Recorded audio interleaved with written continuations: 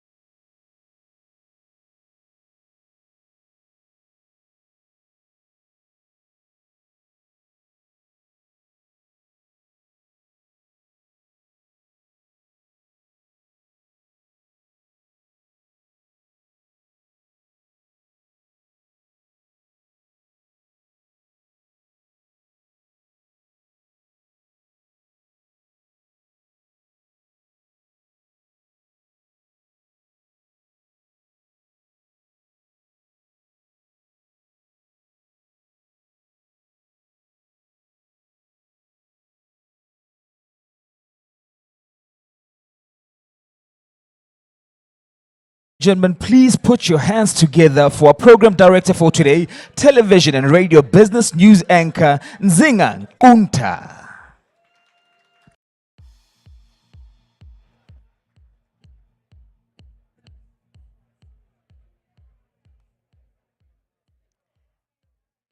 A very good morning and welcome to the EPPF Beyond Tomorrow Business Breakfast, both to those of us in the room and those of us joining us online. My name is Nzinga Kunta and I'm very pleased to be your program director today. Now, the EPPF assets under management total 189 billion rand. As the largest self-administered defined benefit pension fund regulated by the FSCA, and as a thought leader, we're hosting this breakfast to see how to transform this industry, look at the impact and controls at a policy level, and also shine a light on the team at EPPF and the incredible work that they do. You know, around 30% of that 189 billion rand of those assets are managed in-house. Just a few house rules before we begin. Please may I ask that we put our phones on silent for the duration of the business breakfast. The exits are on the left and the right of the room. If you need the bathroom, it's outside the room and to your left. And that's where we leave the house rules. Let's begin our program then. Please can I ask the EPPF's Chief Executive and Principal Officer, Mr. Shafiq Abrams, to make his way to the stage to welcome us to this event. And a round of applause, please, for him as he does that. Thank you.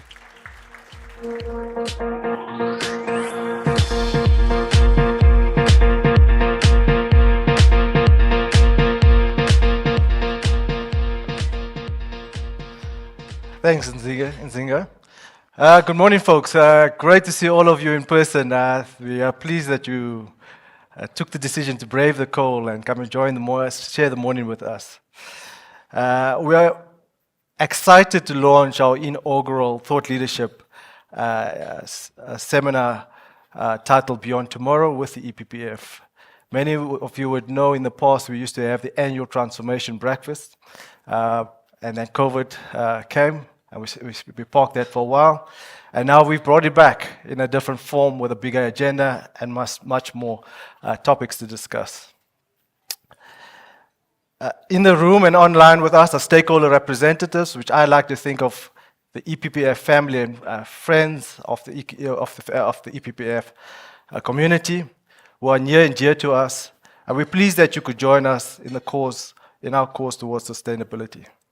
And so it's my privilege to welcome each and everyone in the room, as well as those who have joined us virtually. Ladies and gentlemen, let me start off by saying that, like any other pension fund, members' interests and how to advance them are at the core of our existence.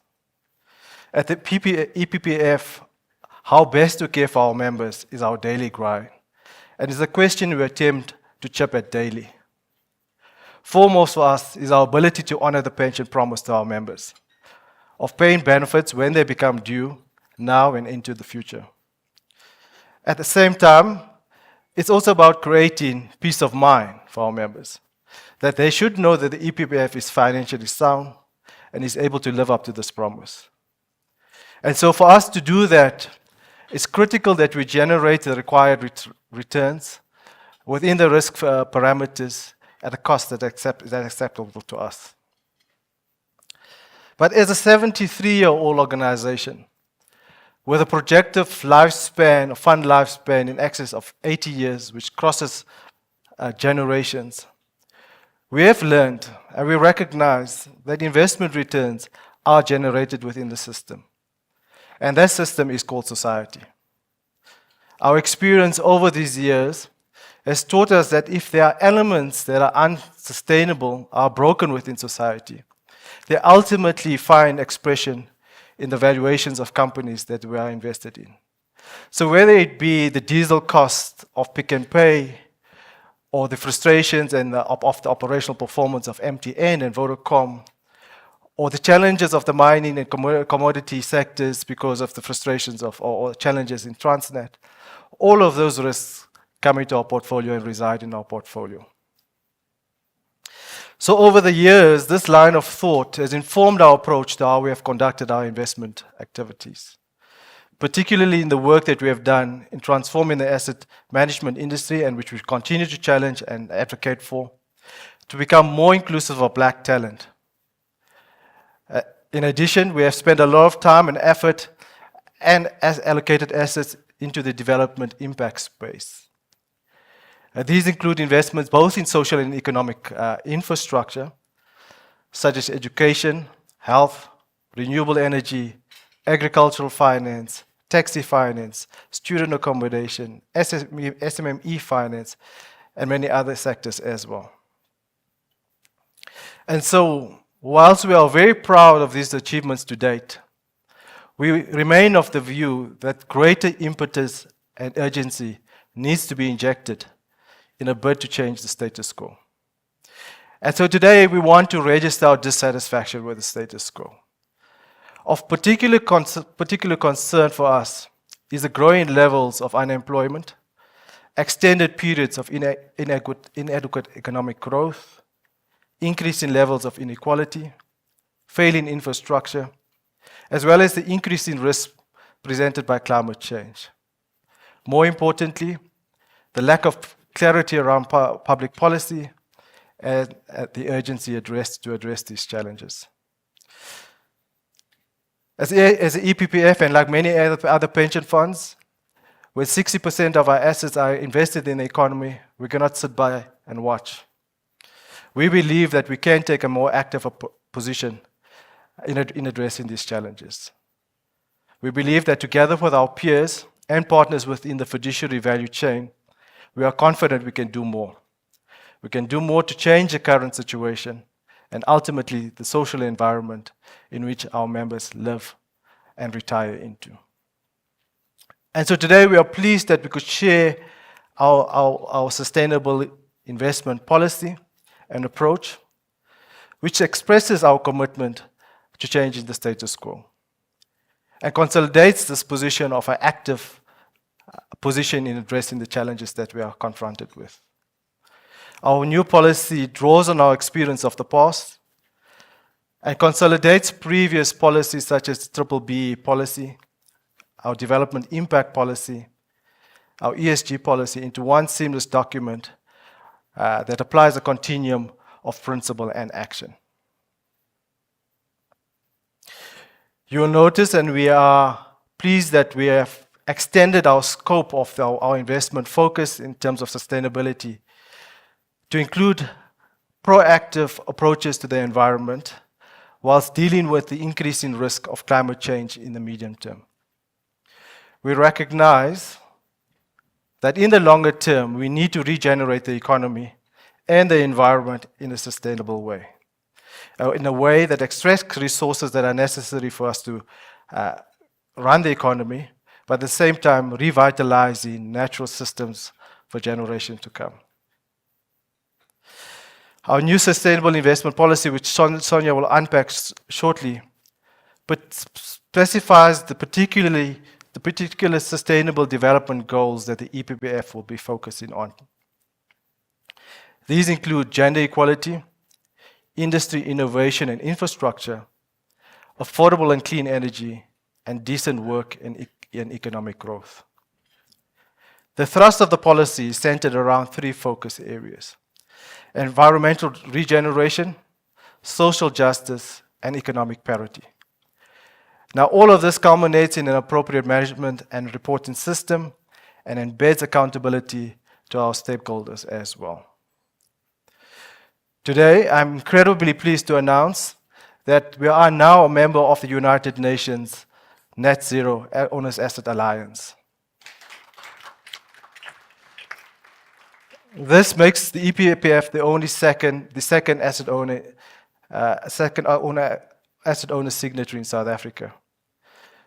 What does this mean for us? Being part of this alliance will allow us access to the necessary networks of support, but more importantly, it hardwires our commitment to address the issues of climate change and environmental regeneration within a context of just transition. We also believe our seat at the table will allow us to present the voice of Africa in emerging markets, and particularly South Africa, in influencing standards and approaches to dealing with climate change. And we think this is fundamental and critical for countries like South Africa and other emerging economies as well. But colleagues, in setting our sustainable investment aspiration and goals, and embedding it into our operating activities through a policy framework, we recognize that its success will be dependent on a few factors. Now, these include the following. We've got to align the asset bases, the asset classes to provide impact outcomes. And for the EPPF, we have designated and will use the infrastructure and private market asset allocations to do the heavy lifting in providing the impact returns, whilst our ESG and corporate engagement programs will focus on the public markets. Our second critical success factor requires the active involvement of asset owners in the design of products. And this will require us as the EPPF to transition from being recipients of proposals and solutions frequently designed by asset managers and consultants to one where we take an active and leading role in directing, innovating, and creating solutions in collaboration with our service providers that addresses our needs to discharge our obligations in terms of the sustainability investment policy. And finally, the most critical success factor is a need for greater collaboration, synergy, and partnerships among asset owners. We firmly believe that we can harness the collective power of the asset owner network, as well as our partners in the asset management industry, to engage with policymakers more actively, coherently, constructively, and in an innovative way that delivers the solutions and outcomes that we seek to achieve. Now, this will require greater involvement as the EPPF in supporting industry and asset owner initiatives with a view to developing a platform where synchronized, synergized, and collaborative action takes form. And so, as the EPF, we will be allocating resources and committing ourselves to work harder within these forums and together with our partners in the asset owner community to make this a reality as well.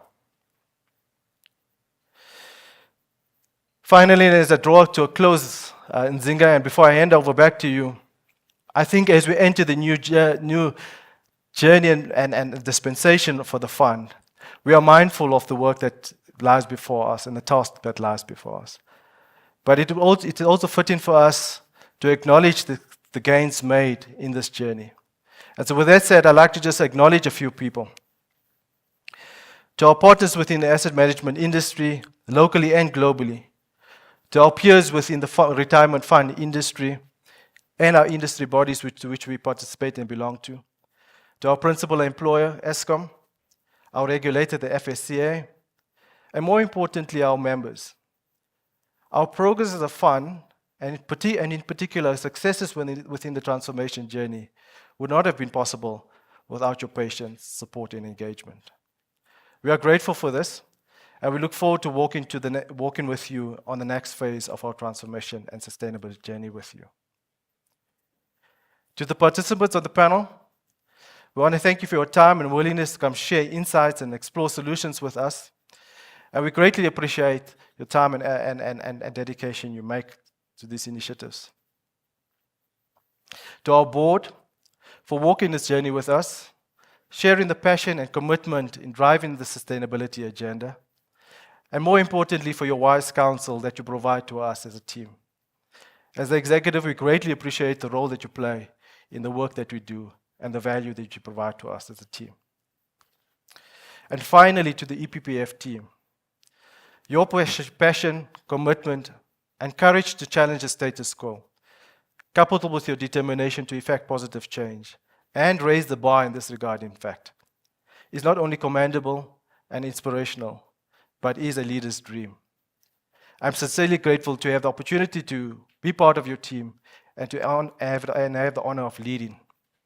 Today, I wish you all your success in your deliberations and hope that your outcomes and insights that you derive from today will shine light and give us the necessary breakthroughs to advance the sustainability agenda at the EPPF, something that we critically need. Ladies and gentlemen, I wish you all a great conversation and a great engagement and a great networking session. Enjoy the breakfast and enjoy the session. Thank you.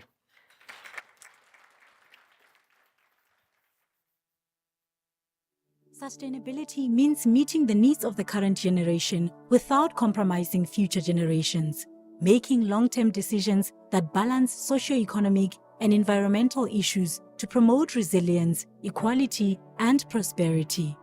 The EPPF is the largest self-administered pension fund in SA and has a proud history of financial returns that ensure the ongoing well-being of not only our members, but society at large and our planet. We recognize that simply maintaining the status quo falls short of the urgency needed to address the risks and opportunities facing us. We believe regeneration is key to preserving life on Earth, and this is central to all we do, weaving justice, human dignity, climate, and biodiversity into a seamless tapestry of action, policy, and transformation. Efficient infrastructure is essential to economic activity and growth, improving literacy, healthcare, and nutrition. Without it, the cycle of intergenerational poverty is entrenched.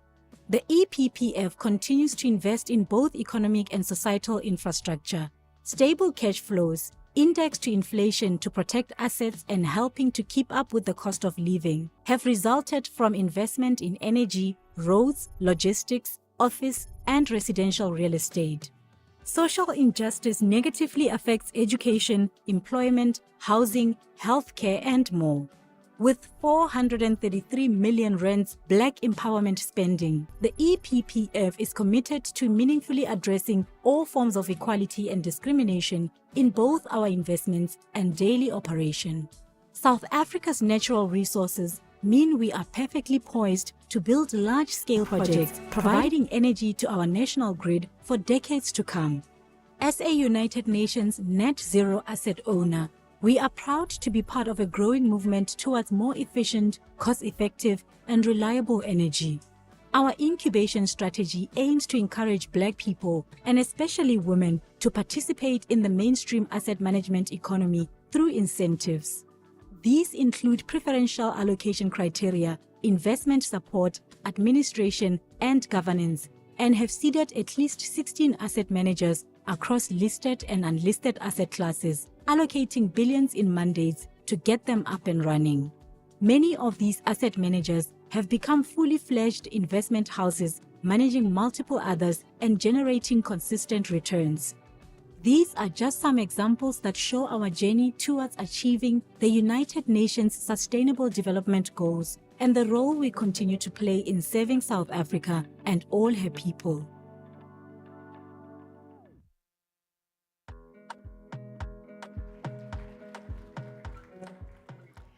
Thanks so much to Shafiq for that context. You really grounded us into what you're doing, the promise you're making to the members, the operating environment and the complexities there and how you're navigating them as the EPPF. Let's continue hearing about the work of the fund from Chief Investment Officer Ms. Sonia Saunderson, who will be presenting on Beyond Tomorrow with EPPF, how the fund is building a sustainable future. And please may I ask for a round of applause for Sonia as she makes her way to the stage.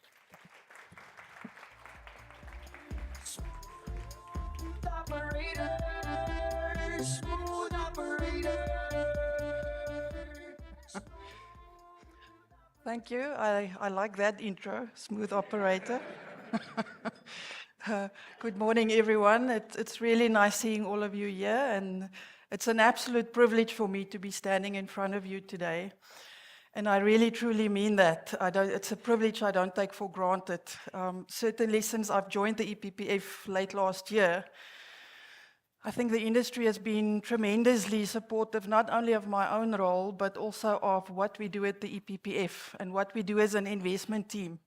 And for that privilege, I'm really grateful. And I really see people in this room and people online as part of a value chain that's supporting us in doing the best that we can for our members, but also for our country. So today I will be talking to you a little bit about what Shafiq was referring to in terms of our sustainability policy, something that we're very proud of, principles that we're bringing in, concepts that's important to us, the belief system and the value system that's belying this is what we're trying to communicate this morning. And it is important for us to not only talk about it theoretically, but to also make sure that you're part of that journey, to also make sure that you understand what it reflects, what the intent behind it is, what we're trying to achieve, and also to make sure that there's a bit of a compact between us as an industry. Because I think the days are over when we can all go back to our various silos and we do the best that we can. It is a time for more action. It is a time for more response. It certainly is a time for the industry to collaborate. And we really welcome you as part of that journey. So I'm going to try and do justice in a couple of minutes that I've been given, but with a strict deadline, to make sure that I cover what that means to us as the EPPF, and also to try and explain to you what it means when we're dialoguing with the rest of the industry. So let me start off by saying, first and foremost, that sustainability is the cornerstone of what we do, what we believe in, and our value system at the EPPF. It's something I'm proud to have joined, and it's something that was part of the DNA and the pedigree and really the history within the EPPF already. It's one where we realize that we have moved beyond a world where it's just about financial returns and doing the best from a wealth creation perspective for our members. Of course, that's important. Of course, that is still something that we need to achieve. But I think we've long since realized that the world is a multifaceted place and that we need to think of a broader context. We need to make sure that we think of the returns we generate, the risk it comes with, the costs associated with generating those returns. But we also need to think about how our decisions, how placing assets, how dialoguing with the industry, how working with each other as partners in the industry are affecting the society, the economy, the environment. And we do believe that there's not a competition between these different forces. It doesn't have to be. Of course, there could be an imbalance in terms of any one of these three different areas that's on the slide. But we believe there is a sweet spot when you can create great financial returns, sustainable financial returns, while doing right by a societal perspective, making sure that our economy is healthy, making sure that our society is solid, and also making sure that we do no harm to the environment. One other thing, just if we look back from EPPF's history and as the pedigree that I referred to earlier, is the fact that we've already had a host of things that we've worked on in the past, and we certainly need to recognize and also want to celebrate a little bit today the journey that we've been on, and also the successes that we've managed to achieve. At the outset, I actually asked around in the team before, and I sort of discovered that at the outset of the EPPF's journey on sustainability and responsible investing, we really started with a basic proxy voting strategy and how do we engage with fund managers, how do they in turn vote on our behalf with companies and in the industry. But we've certainly grown tremendously from those days to realize that we can grow talent within the industry, that we can develop black talent in the industry, that we've got a critical leadership role to play in terms of sustainability matters. Today, we're talking to you about how that evolution is continuing by virtue of having a more holistic, if you will, sustainability policy that captures new themes of regeneration, planetary boundaries, and just a more holistic approach to investment management.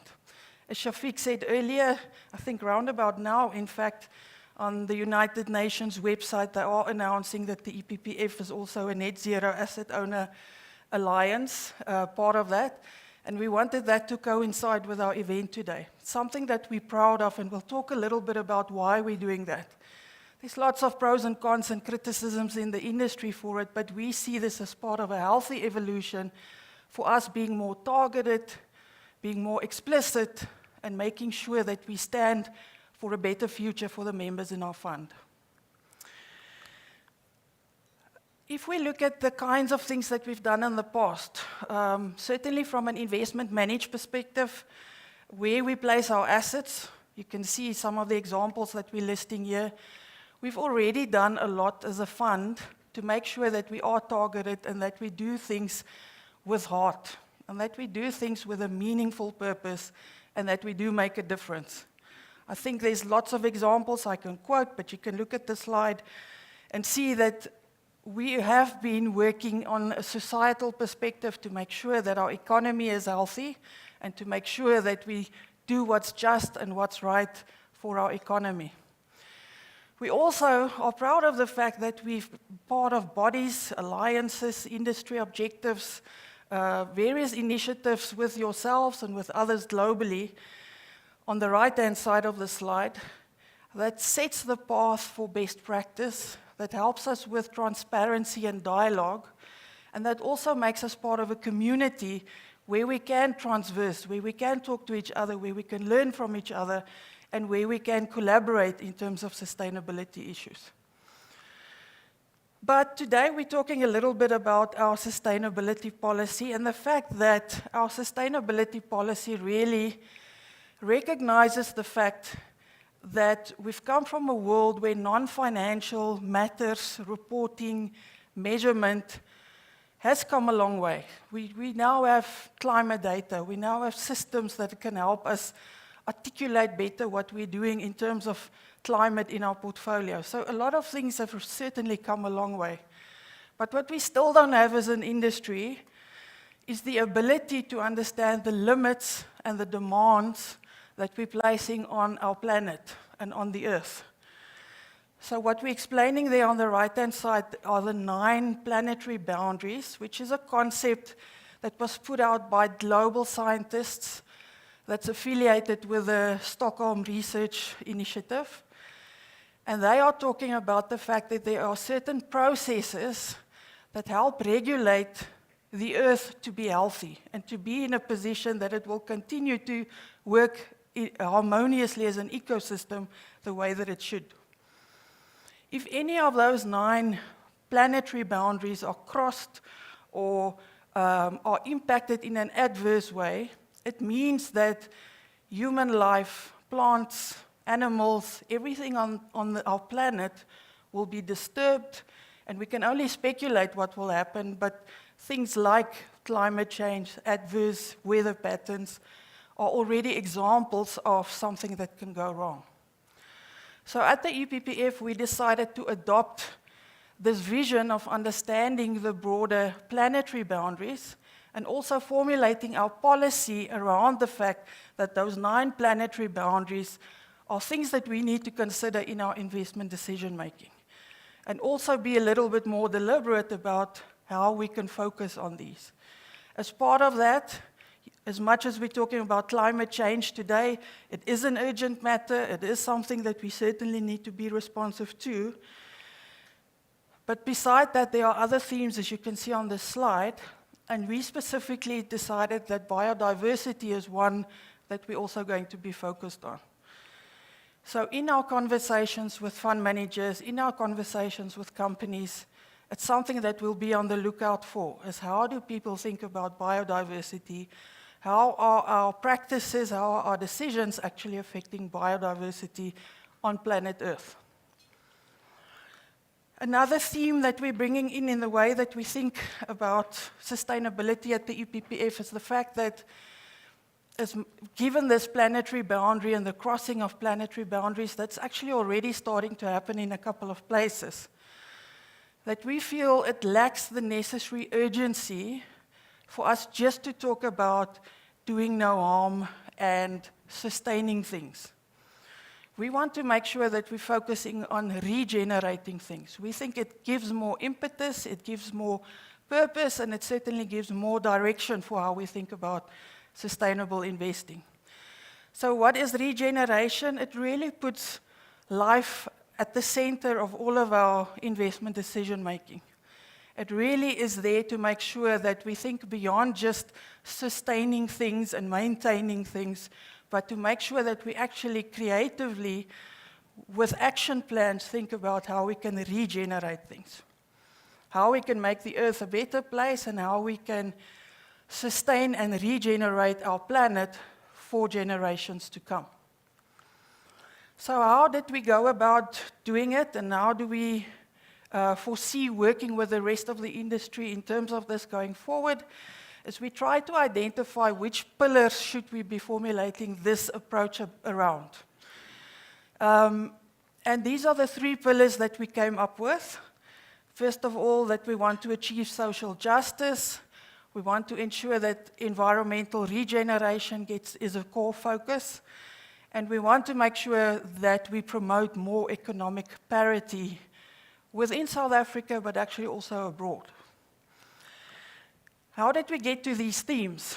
These themes we sort of thought about in just looking at what the problems are that our members in the fund are facing. So we went through quite an extensive research project, looking at the National Development Plan, Statistics South Africa, the World Bank, etc., about what are the challenges that the typical South African member and the South African person on the street are facing. And all of the points that you see on the slide, I'm sure all of you can relate to as South Africans. It ranges from poverty to inequality to corruption to the energy crisis. I mean, just mainstream things that we all know are there. But all of them really talk to these 3 pillars. And we want to make sure that we actively in our sustainability policy looking for solutions. Not just penalizing people if they do something that adds to this, but actually actively looking for solutions to regenerate, to make sure there's a more sustainable future. And so when we talk to our industry partners, when we dialogue with you, these are the themes that we will also be talking to you about. And that we're also hoping you will be part of a broader industry movement for us to tackle the problems, not only within South Africa, but as I said earlier, even from a global perspective, from a planetary perspective.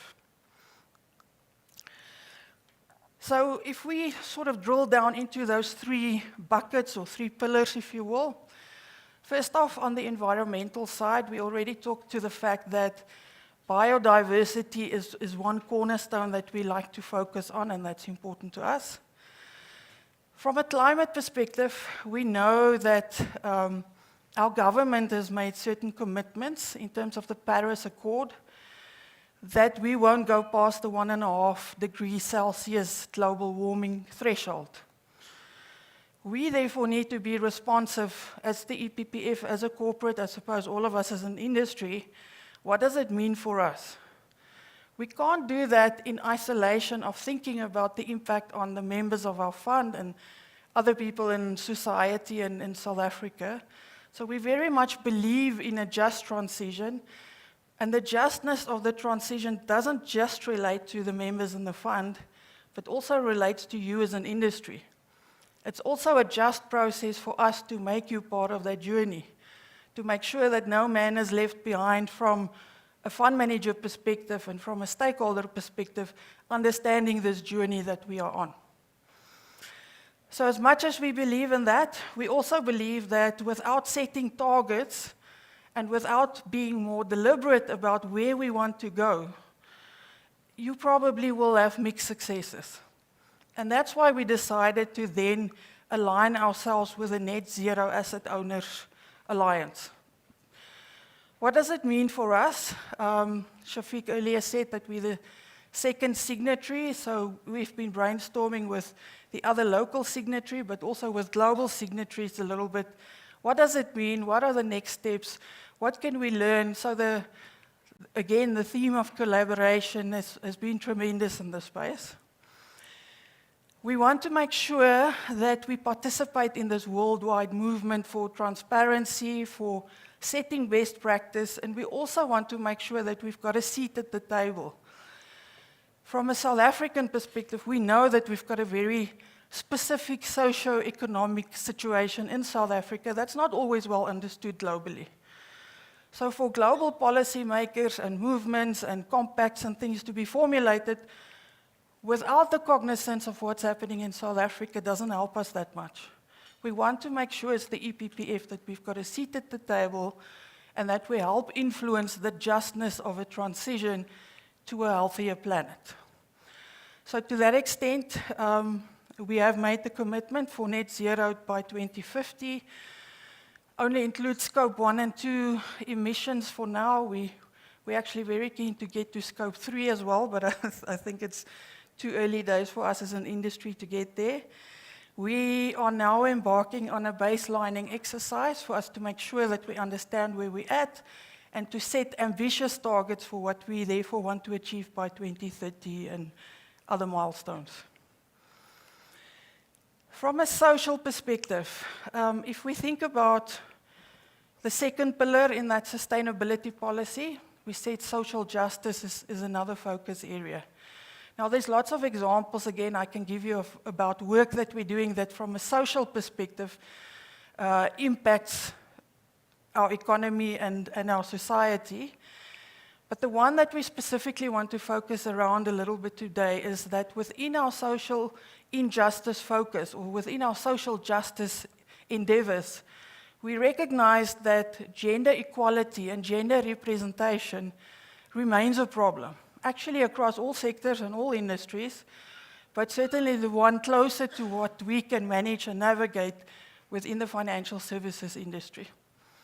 So recognizing that as a problem, we've already done a lot of good work. Shafiq was talking to one or two of those examples earlier, but we've already done a lot from a women's perspective, but what else can we do? And do we really have a good grasp of what the problem is, and therefore where we should focus our attention? I don't want to steal the limelight of the panel that's coming later, but as part of that effort, we recognize that we first need to take a bit of a dipstick, if you will, in terms of what the challenges are that prevents women from being more represented in the industry and from seeing themselves over the long term being part of this industry and playing influential roles. We also then wanted to make sure that out of that study, we identify specific areas that we as the EPPF can focus on to make sure that we're more deliberate and more focused about achieving a more diverse society from also an industry representation perspective. So the first step, therefore, was, well, let's get some expert input into this. And we commissioned research with Anne and her team at Eppf to help us look at gender diversity and what are the problems that's preventing women in the financial services, but specifically the asset management industry, from being here, from remaining here, and from rising to the higher levels of different companies, and from them being in leadership roles. What are the challenges? How can we think about it? What are some of the solutions? And it's not something that in one report I think we will ever get to a conclusion on. There's lots of good thinking. It's also included in your packs for your own reading, and for those online, I believe there's a button that you can also click to download it. You will see some additional work in the industry. We're publishing collective insights tomorrow, Anne. Tomorrow in the industry, where it's really based on the research that we commissioned with Eppf to make sure that the industry can also contribute to this debate. So what do we learn from this? Do we agree? What are the reasons and the problems that we're identifying? And how can we be more responsive going forward? So something we're very excited about to augment our efforts from the past to make sure that we're more deliberate. And so as the EPPF, what are some of the things that we discussed and identified as things that we want to continue doing more of, or new things that we want to start getting involved in? First off, I think we, internal to the EPPF, have great women representation statistics, whether you look at the investment management unit or the Exco, and it's commendable to Shafiq and our human capital team and the rest of EPPF just for the diversity management and the development of staff within the EPPF. So we'll continue having those efforts and also developing staff within the EPPF. That's a big focus for us. But we also want to make sure that we do the same with the rest of the industry, like we've done in the past, to seed women-led and women-owned businesses going forward, to make sure that they have a seat at the table, to make sure that we promote businesses with more women diversity. We want to make sure that we participate in industry programs like the FISECA program, where to the extent that we can as a pension fund, volunteer skills and time and some of the efforts that we can also support other industry efforts. We also, and it's something specifically that came out of the report, we also wanted to make sure that we start focusing earlier on in people's careers. So one of the things that came out of the report was it's good to have target setting and to work with the rest of the industry in promoting diversity within their businesses, but is there a way that we can earlier on capture women and make it more enticing for them to be in the industry?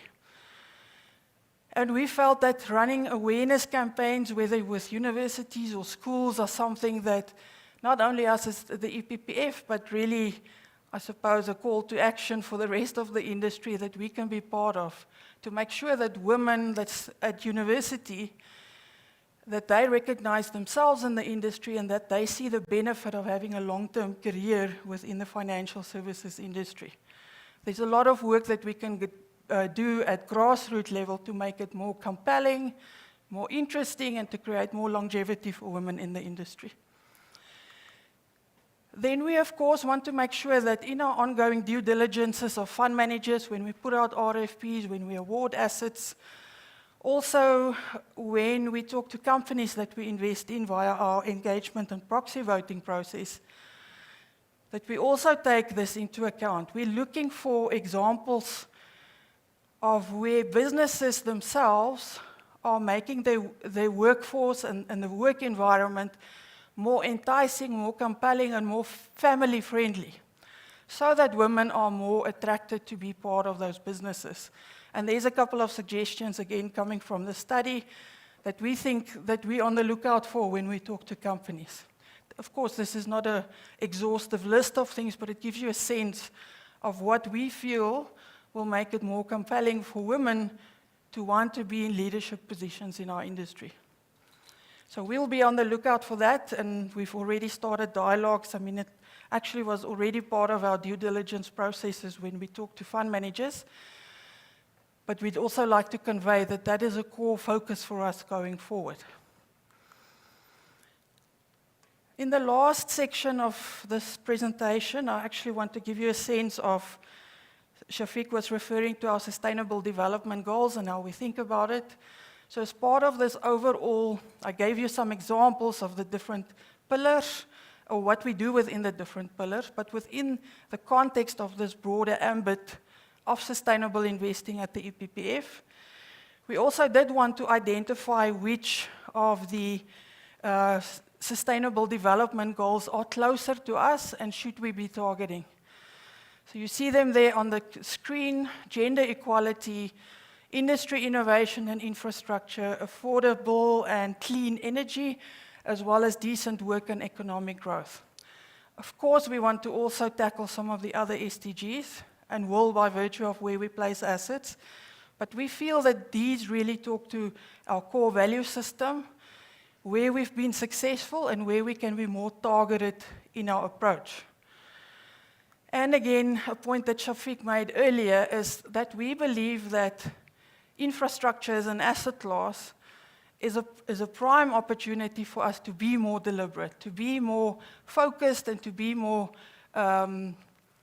specific about what we want to achieve within the sustainability space. Infrastructure, we believe, is the backbone of every economy. Without that, research shows people have this intergenerational poverty crisis that you can't get out of it. Research also shows that where infrastructure is rampant in an economy, that people live healthier lives, that education levels are higher, and that economic growth is higher. So we believe this really is the backbone to us making sure that we're more deliberate and more targeted. So certainly a big effort, as Shafiq said earlier, from our private markets team and in this space for us to invest in infrastructure. We also believe that there's a big multiplier effect from an infrastructure perspective. So to the extent that we can achieve all these different pillars and focus areas that we referred to earlier, aside from the obvious pension funds believing in infrastructure for proper investment, asset modeling reasons, for it matching liabilities, for it having cash flow benefits, for it having diversification benefits in a portfolio, we also believe that it can help us a lot in our sustainability efforts. So a big focus for us as the EPPF, for our own members, is to make sure that we invest more in the right types of infrastructure opportunities. I was sitting at the Infrastructure Investment Committee meeting earlier this week, and I'm blown away by a lot of the pipeline deals and opportunities that Infrastructure South Africa and the Infrastructure Fund are considering, and that they're asking for sign-off from the minister. And I feel that our industry don't always know about a lot of these efforts. So again, an opportunity for greater collaboration, and for us as an industry to also get more involved with initiatives, and to Shafiq's point earlier, not to wait for interesting opportunities to come to us, but actually creating those opportunities towards a more sustainable future for our members. So one example, and then a critical one for us that we focused on right now, is the fact that we are collaborating with other asset owners on behalf of Patseta and the Asset Owners Forum to try and create a listed vehicle where we can house infrastructure for ourselves and other asset owners to participate in. The whole idea behind it is that we want to democratize access to infrastructure for smaller pension funds that currently don't have the ability to access infrastructure because they don't have the right ticket sizes, they don't have the ability to access it. We also want to make sure that we mobilize assets more within the industry.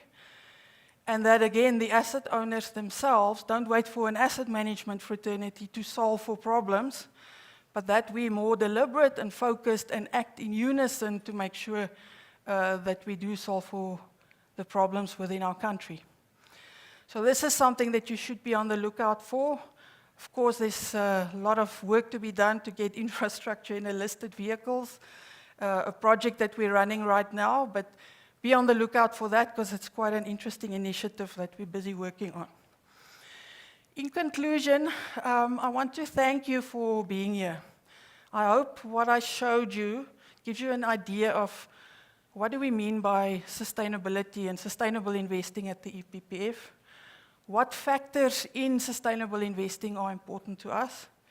How do we think about it? And I gave you specific examples and interventions that we're putting in place to address the various pillars that we've identified.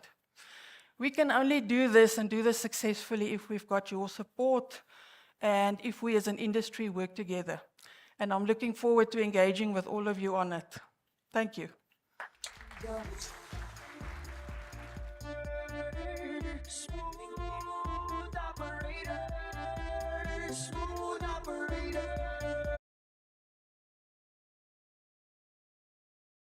Yeah, for highlighting the importance of collaboration, the risks and returns, and how decisions you make affect society, the economy, and the environment.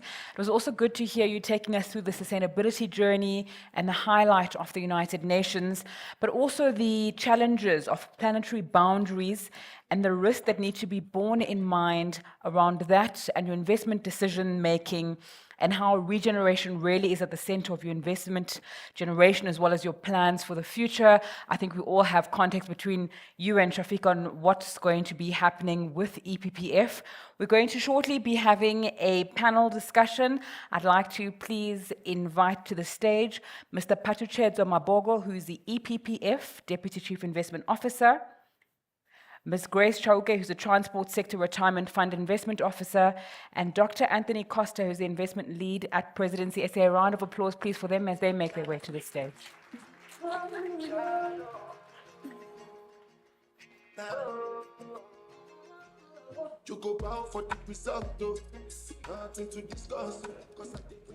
I mean, I really didn't think a room full of asset managers and smart people would be listening to Burner Boy. It's just incredible the amount of energy that's here. Thank you all to our panelists for your time this morning. Patuchedzo, perhaps I'm going to start with you. Just give us insight into the infrastructure environment in South Africa from the perspective of pension funds. Thank you, Nzinga. I think that it's quite obvious we're a pension fund. Everyone knows that. So let's start with the obvious ones. We're in the business of keeping people's pensions safe and paying them out when they retire. So we like returns, and so that's reason number one why we would do infrastructure, because we have done quite well.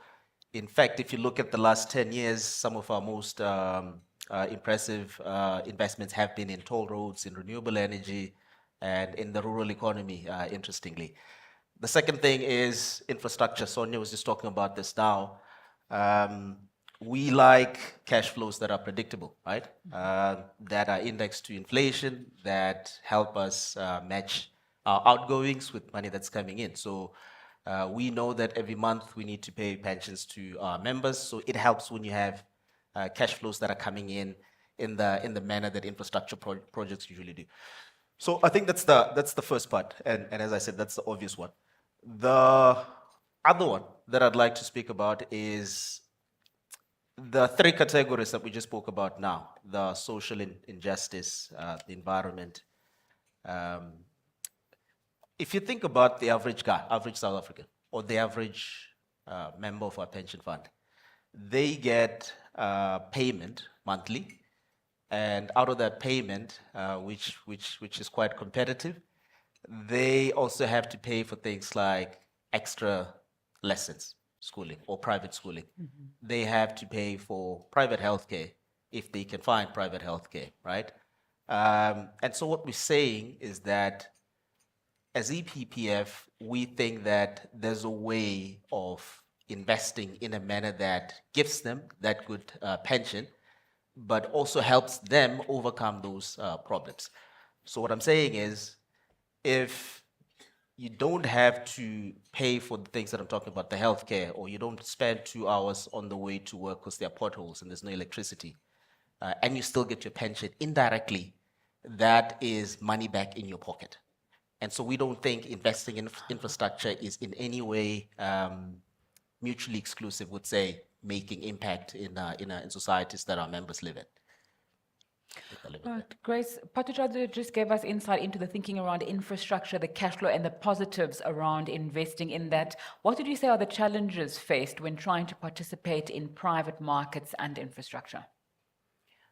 In terms of the challenges, I would say, firstly, at the transport sector retirement fund, we are not a big fund. We are more of a medium-sized fund. And we also view infrastructure as one of the asset classes that we would like to increase exposure to. And we are also cognizant of the fact that we are an industry pension fund, meaning that most of our members are truck drivers. They are in the road freight and logistic industry. The challenges is coming up with being innovative enough to come up with infrastructure projects that support the betterment of our members during their working life and also post-retirement. Most of our members are at the lower pay scale, so unfortunately, they won't have the luxury of retiring in urban areas. So we found a sweet spot being infrastructure project that support social and economic development in rural economy and also township economies. The challenge is finding the right product that would address those issues while meeting other targets of the fund. And also in terms of liquidity, in terms of the investment horizon, and also other legislative that is coming into effect. Dr. Costa, both Patuchadze and Grace have spoken with quite a focus on infrastructure. I'd like you to just zoom out a little bit and talk to us about the environment, the investment environment in general in South Africa at the moment. Thanks very much, Nzinga. And seeing as I'm the only one here without any money, you should be calling me Anthony. So I think, when the president was appointed first in 2018, he made increasing investment in South Africa one of his cornerstones of his program. He initiated an investment drive, appointed investment envoys. And we recognized that it wasn't enough to just talk to companies and get investment pledges. And whilst that's been quite successful and I think done a lot to boost confidence, we have to work on the underlying environment. So how do we create the conditions for increasing investment in South Africa? And we can talk a little bit later about some of the specific opportunities in infrastructure and how we make it easier. But I think broadly at a macro level, it's really the reform initiatives and programs. So we've seen Operation Vulindlela in particular, that's focused on the network industries, freeing up spectrum, energy, transport, logistics, water, getting those baseline elements in place so that investment can actually occur. And their biggest success really we've started to see, I think, is in energy.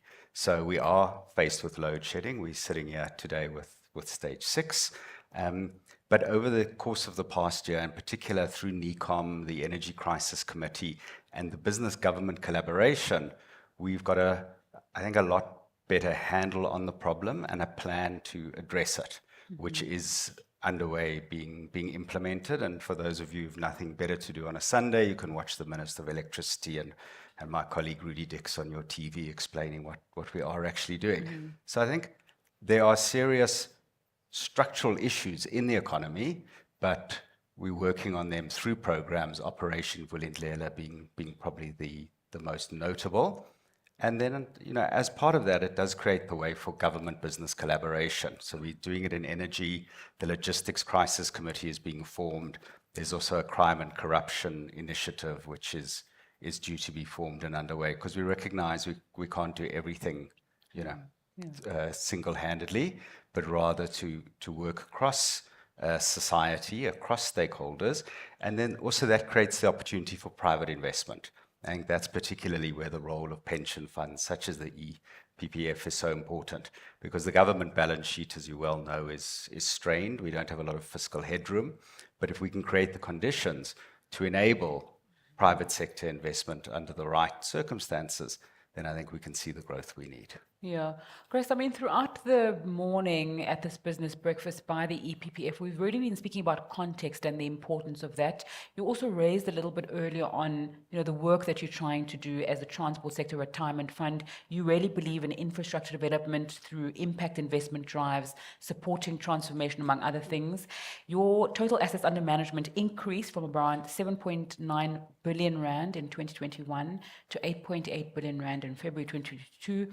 Are those linked to the kind of investments that you're doing that are broad in their context and with a focus on sustainability as well? Yes, there was, and there has been an increase in infrastructure investment. And what we have seen was that during the 2020 and 2021, when there was a downturn in the financial market, this asset class is the one that held the portfolio because of the diversification that it brings into the portfolio, and it's uncorrelated to the listed market. So we found that we were able to deliver good returns during that period, the COVID period, from this asset class. So it's one of the best performing asset class in our portfolio. Okay. But so hearing Grace speaking about that performance and the journey as well, and Sonia a little bit earlier on, I'm curious if you can take us also on a journey, what's been done to date, what's planned for the future, and what the EPPF would also like to get into. Nzinga, so I think as EPPF, it's easier to say what we haven't done. I think we've tried to do everything: roads, renewable energy, wind farms, solar farms, warehouses, affordable schools, healthcare. We've tried to do absolutely everything. I think that if you look at the amounts we put into infrastructure, it's in the billions right now, but we could do multiple small, right? And we want to do multiple small of absolutely everything. The main problem we've had to date is finding those opportunities, if I'm honest. I should just be careful to highlight that what I mean by finding opportunities, there's the type of infrastructure or the stage of infrastructure projects that we can do and the stages that we can do.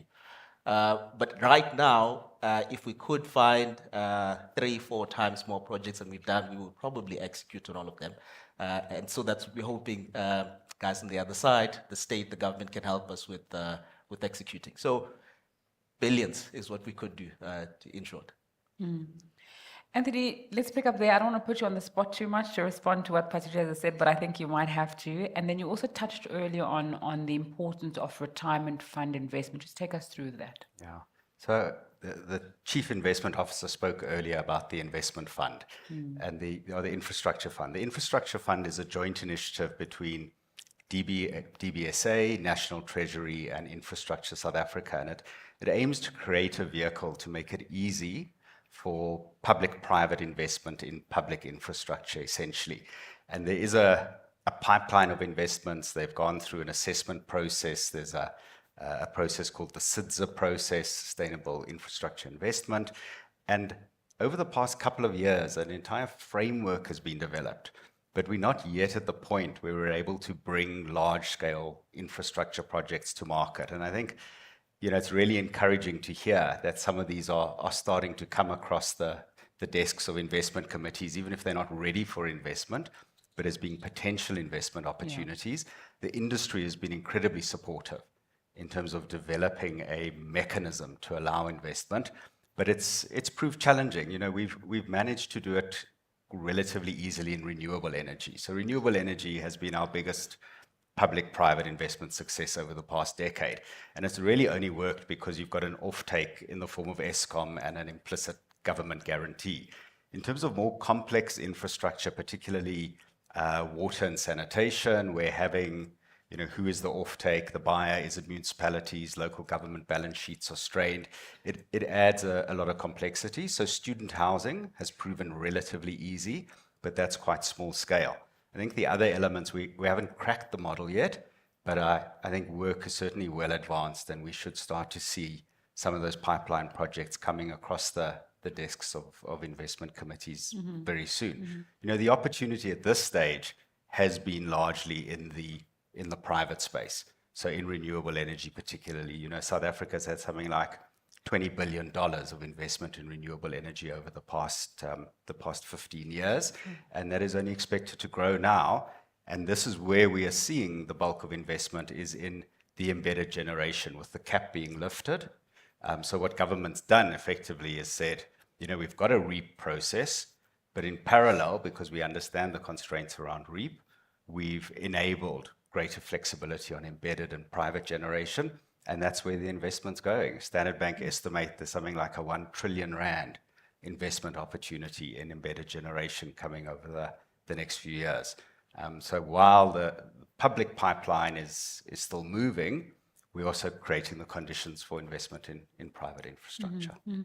Grace, earlier on you spoke about the fund being, you know, medium-sized, and you know you can't do that much. I want us to move away from, you know, infrastructure in particular and talk about what we're speaking about for the course of the morning, which is transformation. You cannot transform a society without the organization also that you are working for being transformed. What's the importance of that, or is it possible to do the kind of work that you've been speaking about, even if the fund is not as transformed or as representative of society as possible? Actually, we are a level 1B rated fund. And in terms of our policy, our investment in South Africa, we prefer investment. It's not preference, actually, we've put it in our IPS that will invest in majority black-owned companies and project, and with the right BE level being a minimum of level 3. So transformation is quite key. We also consider diversity. You know, we would give preference to majority women-owned and or companies that take into consideration women in ownership at ownership level. So we have put that into a policy, and when we look at our AUM, more than 80% of our AUM, it is managed by majority black-owned fund managers. Fantastic. Patricia, let's come back to the challenges faced in the infrastructure investment space, especially by the EPPF. So challenges, look, there aren't any challenges that are necessarily specific to our position on infrastructure, apart from we can't find the opportunities. I think that what we try and make everyone understand is, first of all, when you go into infrastructure, there's long lead time. Sometimes something is still being built. When it gets built, maybe money starts flowing after year 3. So it's the fact that it's not necessarily something, it's not like a private equity investment or venture capital investment where money goes in and then you make 3-4 times after 3 or 4 years. It doesn't work like that. So it's just making people understand that we're using it for matching our assets to liabilities. We're using it for yield, and this is a long game. So if you understand that this is money coming back over 10, 15, 20 years, I think that's just been, part of the challenge, helping everybody understand that it's not going to be money in, money out the next day. But we're not finding that there's anything necessarily problematic with infrastructure. As I said, if we could find more opportunities, we'd probably execute significantly more than we're doing right now. But I was just thinking, actually, Nzinga, before I came on stage, I get a WhatsApp, if you don't mind, from my brother, and then I started to think about my brother and infrastructure. And I thought to speak about social infrastructure, because I think the case for economic infrastructure is well made. Everyone agrees that we need electricity. Everyone agrees that we need roads, cell phone towers. But the social infrastructure sometimes can be difficult. It's difficult to explain to people why we do social infrastructure. And in summary, first of all, we do it without losing money, and that's always the aim, right? But social infrastructure is all about giving opportunities. And when you give opportunities, in the long run, it works for everyone. So the story that I was thinking about is that many years ago, when I was in Sub A, it was called Sub A back in the day. My brother, who I was talking about now, was sending me a WhatsApp, was 3 classes ahead of me, right? But he was only 3 classes ahead of me in theory, because he didn't actually have a classroom. So he sat under a tree. This is every day, right? So I would get home every day, and I'd be asked the same question every day. My mother would ask me the same question: "What did you learn today?"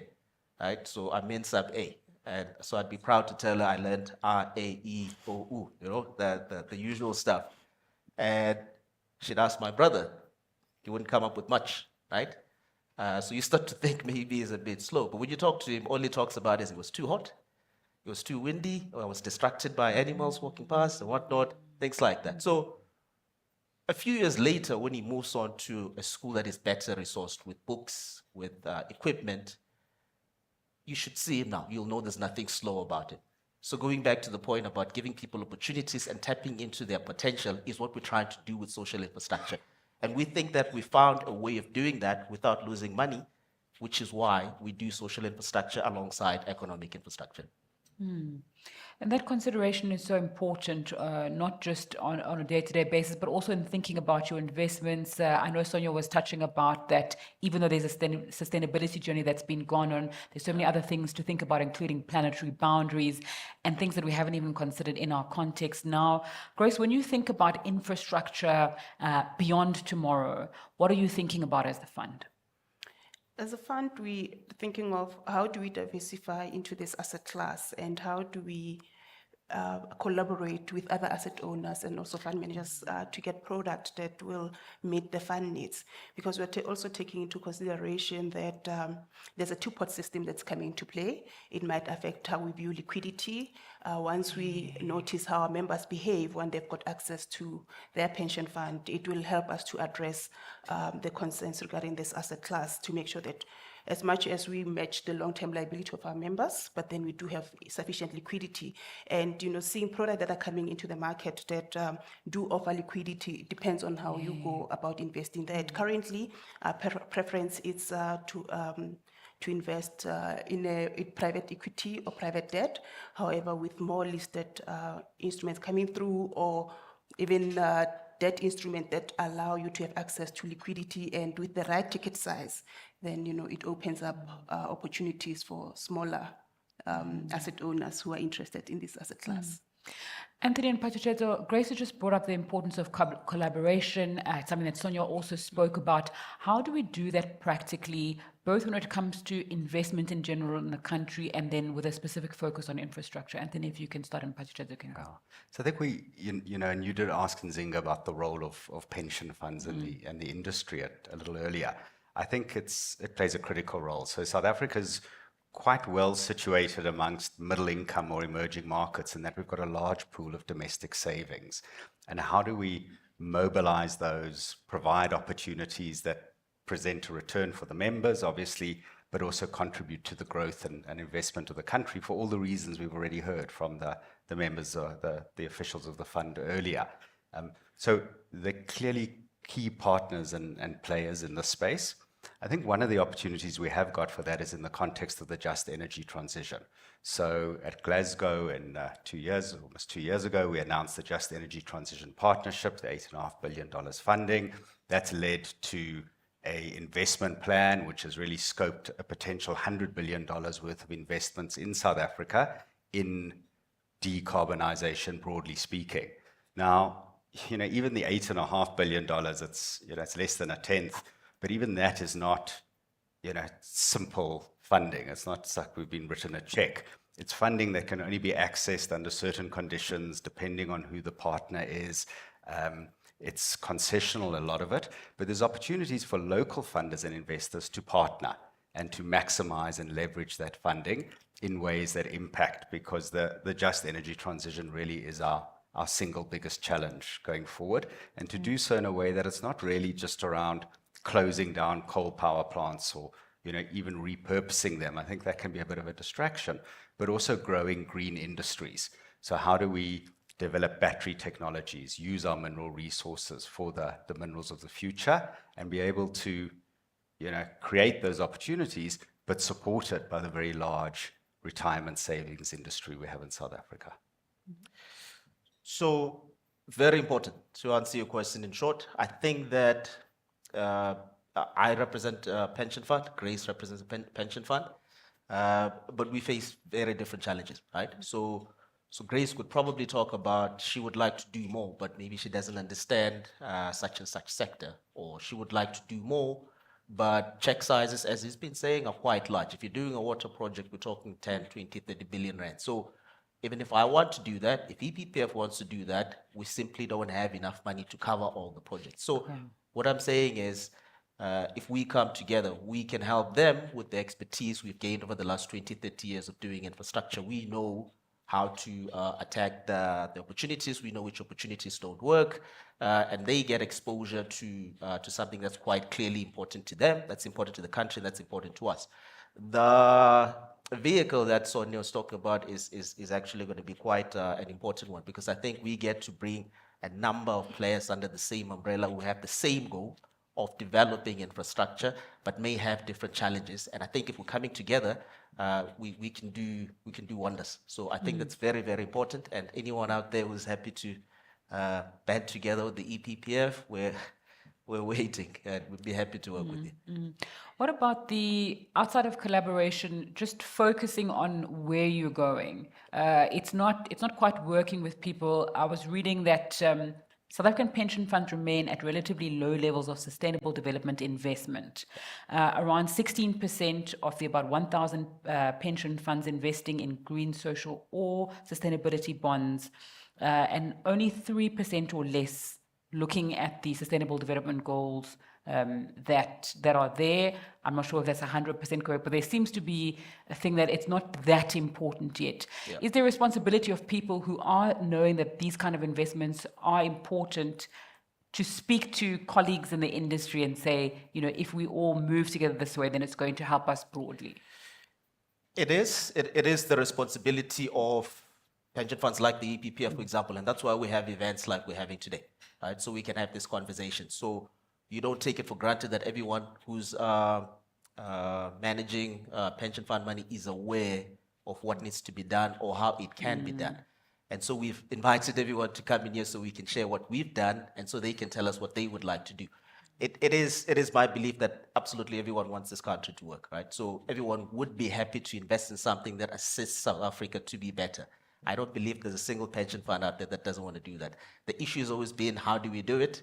Is it too risky for my members? How do I get my money back? And those are the conversations that we need to be having. And I think this event is one of those events that we should be having more of.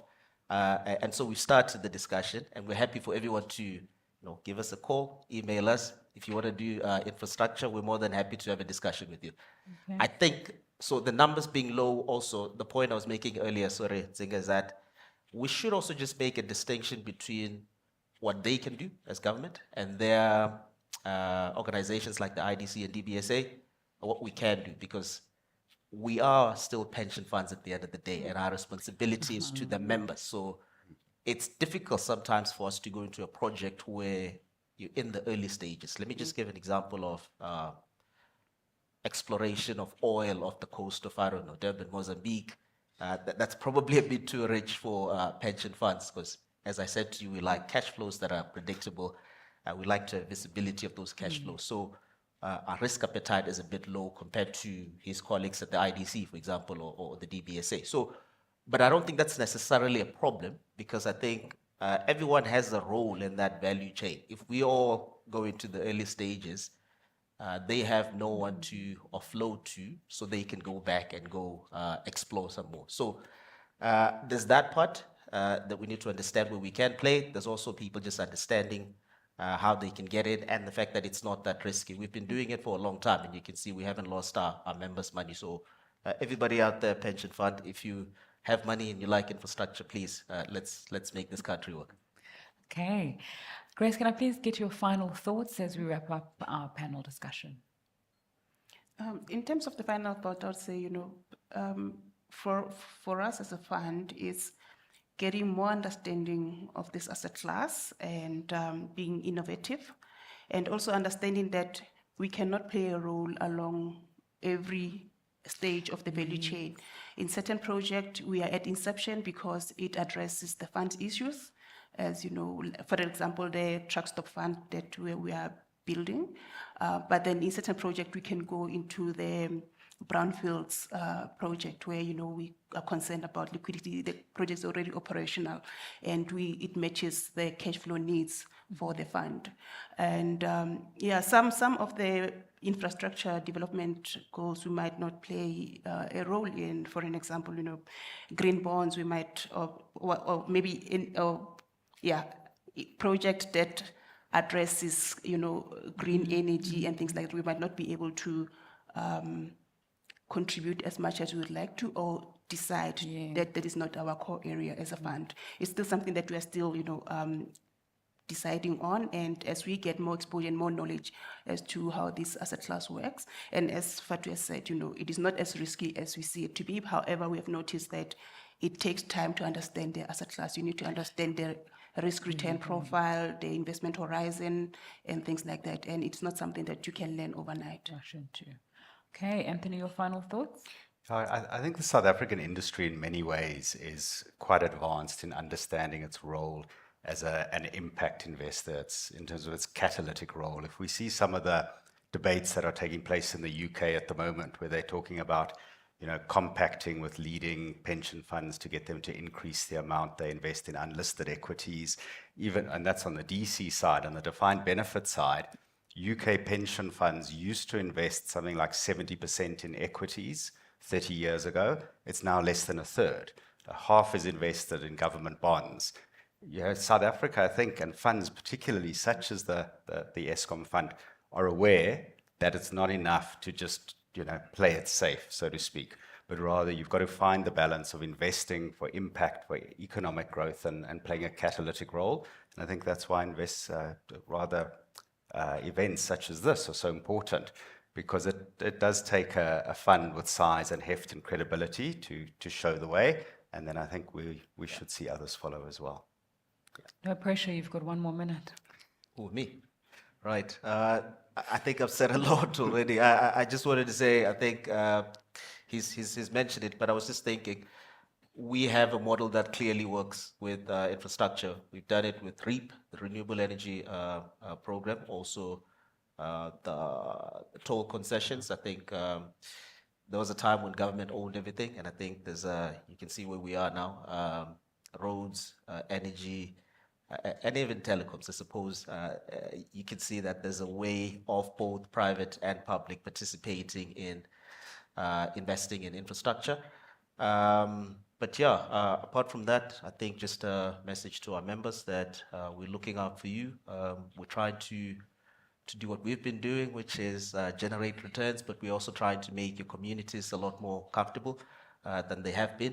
Because as I said earlier, if it's easier, if it's more comfortable, that's more money in your pocket, because you're not spending that extra few thousand rands to repair a tire after you hit a pothole. You're not having to travel long distances for shopping or healthcare, and so that's money back in your pocket. That's me. Thank you. Thank you very much to our panelist, Mr. Patuchedzo Mabogo, EPPF's Deputy Chief Investment Officer, Dr. Anthony Costa, Investment Lead at President CSA, and Ms. Grace Chogeza, Transport Sector Retirement Fund Investment Officer. Really appreciate your time and insights this morning. A round of applause, please, for them.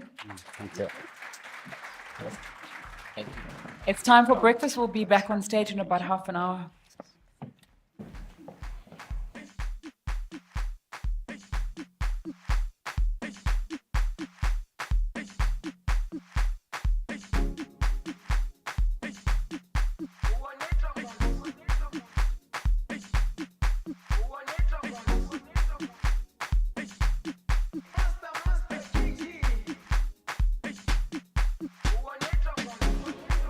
Jerusalema ikhaya lami ilondoloze uhambe nami zungangishilana Jerusalema ikhaya lami ilondoloze uhambe nami zungangishilana dawo yami ayikholana buso wami awukholana ilondoloze zuhambe nami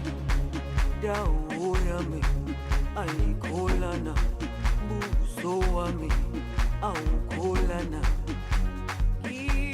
ilondoloze zuhambe nami ilondoloze ilondoloze ilondoloze zungangishilana ilondoloze ilondoloze ilondoloze zungangishilana dawo yami ayikholana buso wami awukholana ilondoloze zuhambe nami dawo yami ayikholana buso wami awukholana ilondoloze zuhambe nami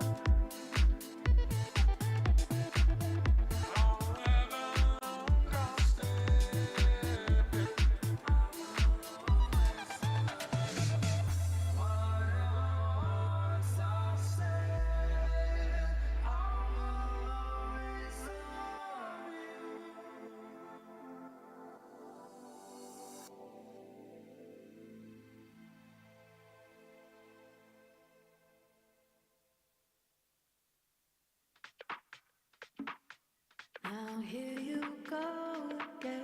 You say you want to freedom. Well, who am I to keep you down? It's only right that you should play the way you're feeling. But listen carefully to the sound of your loneliness, like a heartbeat drives you mad. In the stillness of remembering what you had.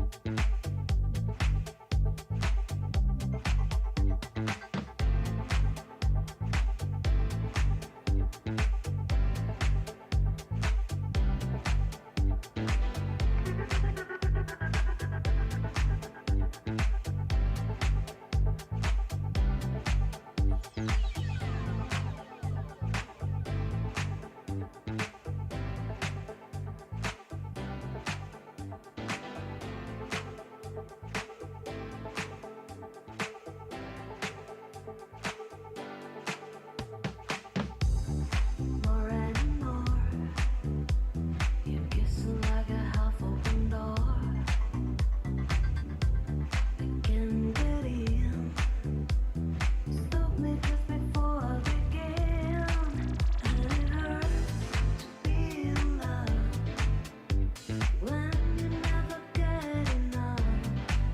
Oh, it hurts to feel love.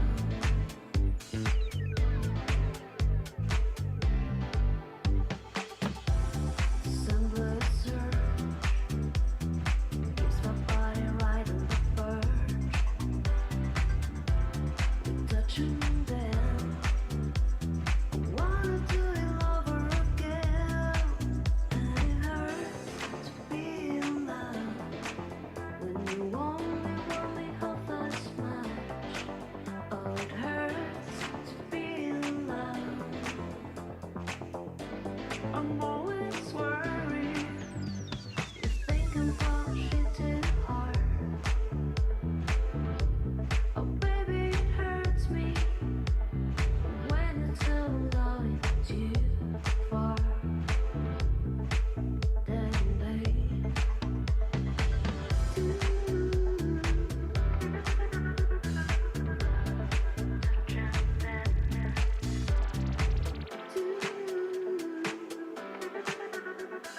wanna do it over again, and it hurts to feel love when you only want me half as much. Oh, it hurts to feel love. Only want me half as much. Oh, baby, it hurts.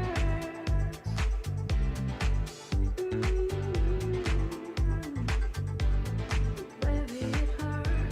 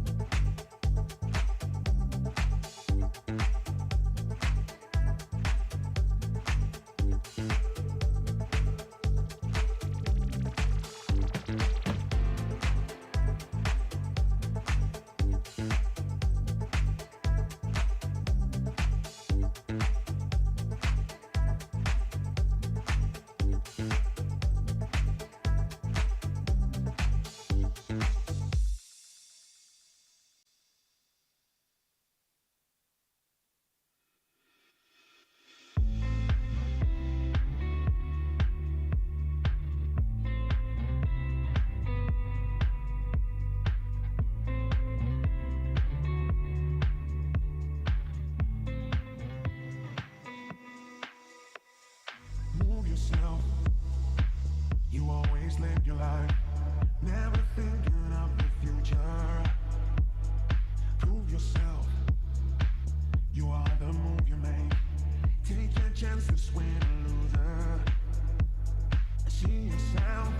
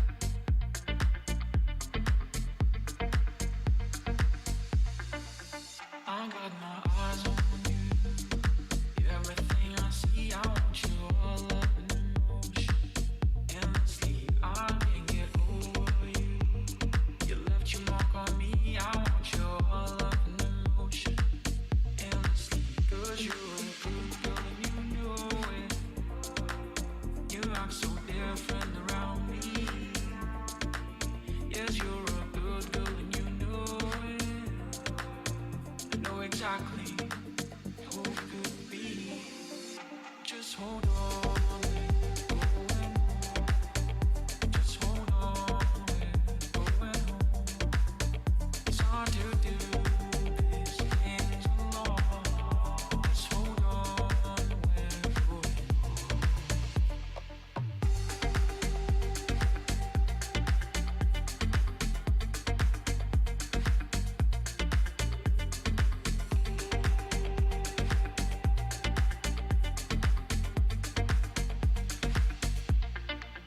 I got my eyes on you.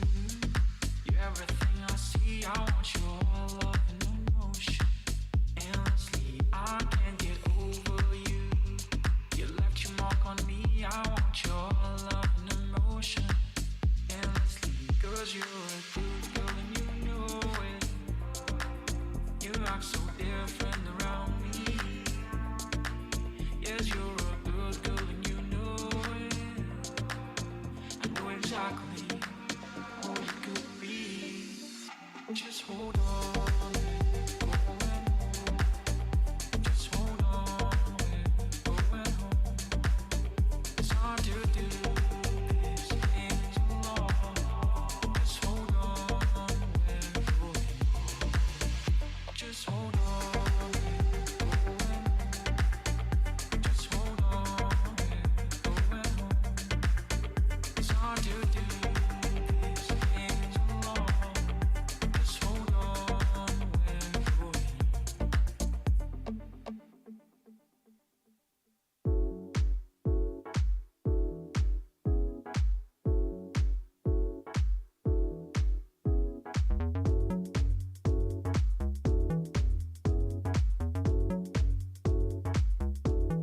Your love is king. Crowned you with my heart. Your love is king.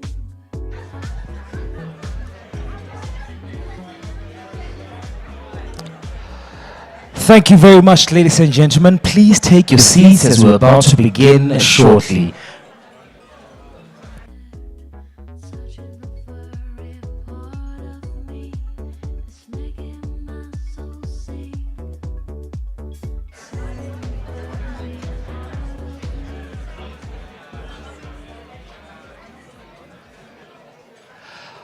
Ladies and gentlemen, please welcome back your program director.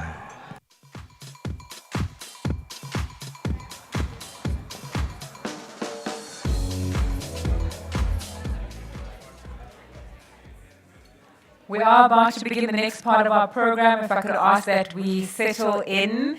And just before we get to the formal proceedings, one of our colleagues inside this room has lost their pink Samsung S22. If anybody picks it up, please may you take it to the back of the hall.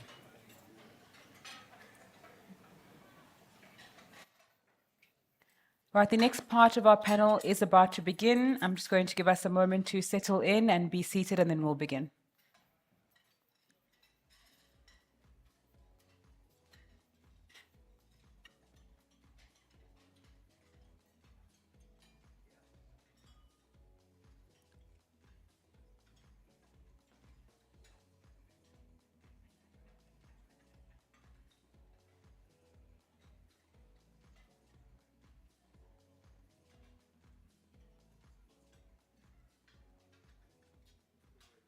Right, I hope you've all enjoyed your breakfast and you are ready for the next part of this EPPF Beyond Tomorrow Business Breakfast.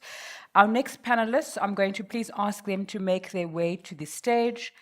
We are going to be discussing diversity in asset management.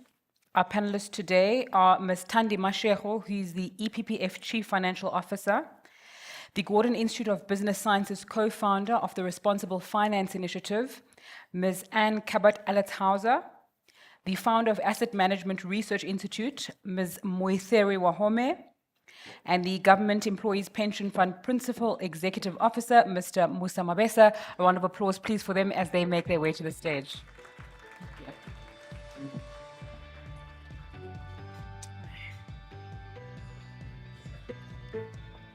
I love the purple.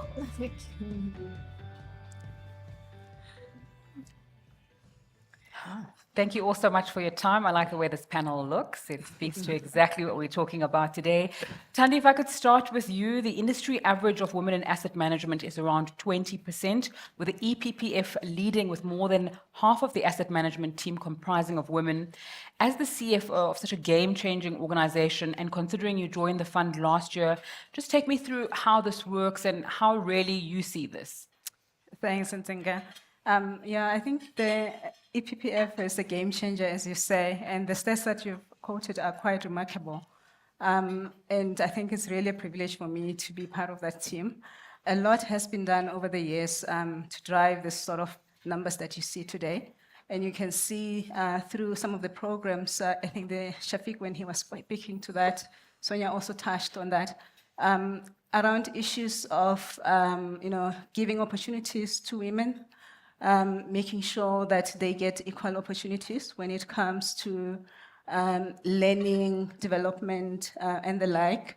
And it's not just the investment team. I mean, 50% within the investment team. But if you look across the fund, we have about 60% female representation. And we have majority of EXCO members being women. Our board is also fairly represented on the gender front. And also chaired by a woman. So I think when you look at all of that, it's really the result of years of work, of intentional strategies when it comes to issues of diversity, and of trying to make the work environment accommodative when it comes to women.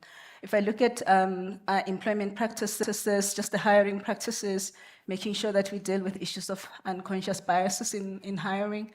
If I look at even with the sort of benefits and leave and, flexible working hours, which allows for integration when it comes to work and life.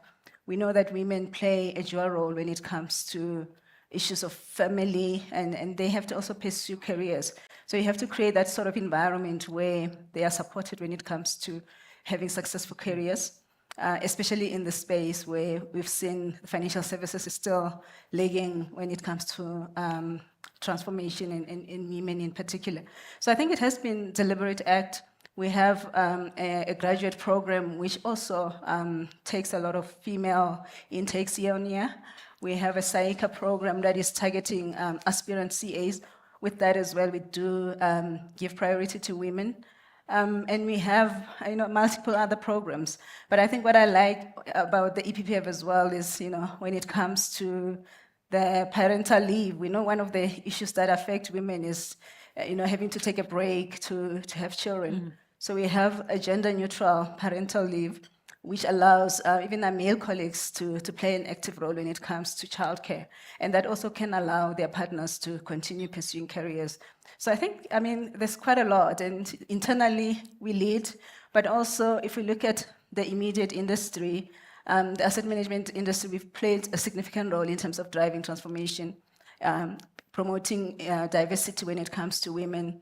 Sonia touched on some of those programs, the incubation program, both on listed markets and private markets, which has helped to increase participation of emerging black fund managers with a reasonable share of female managers in that.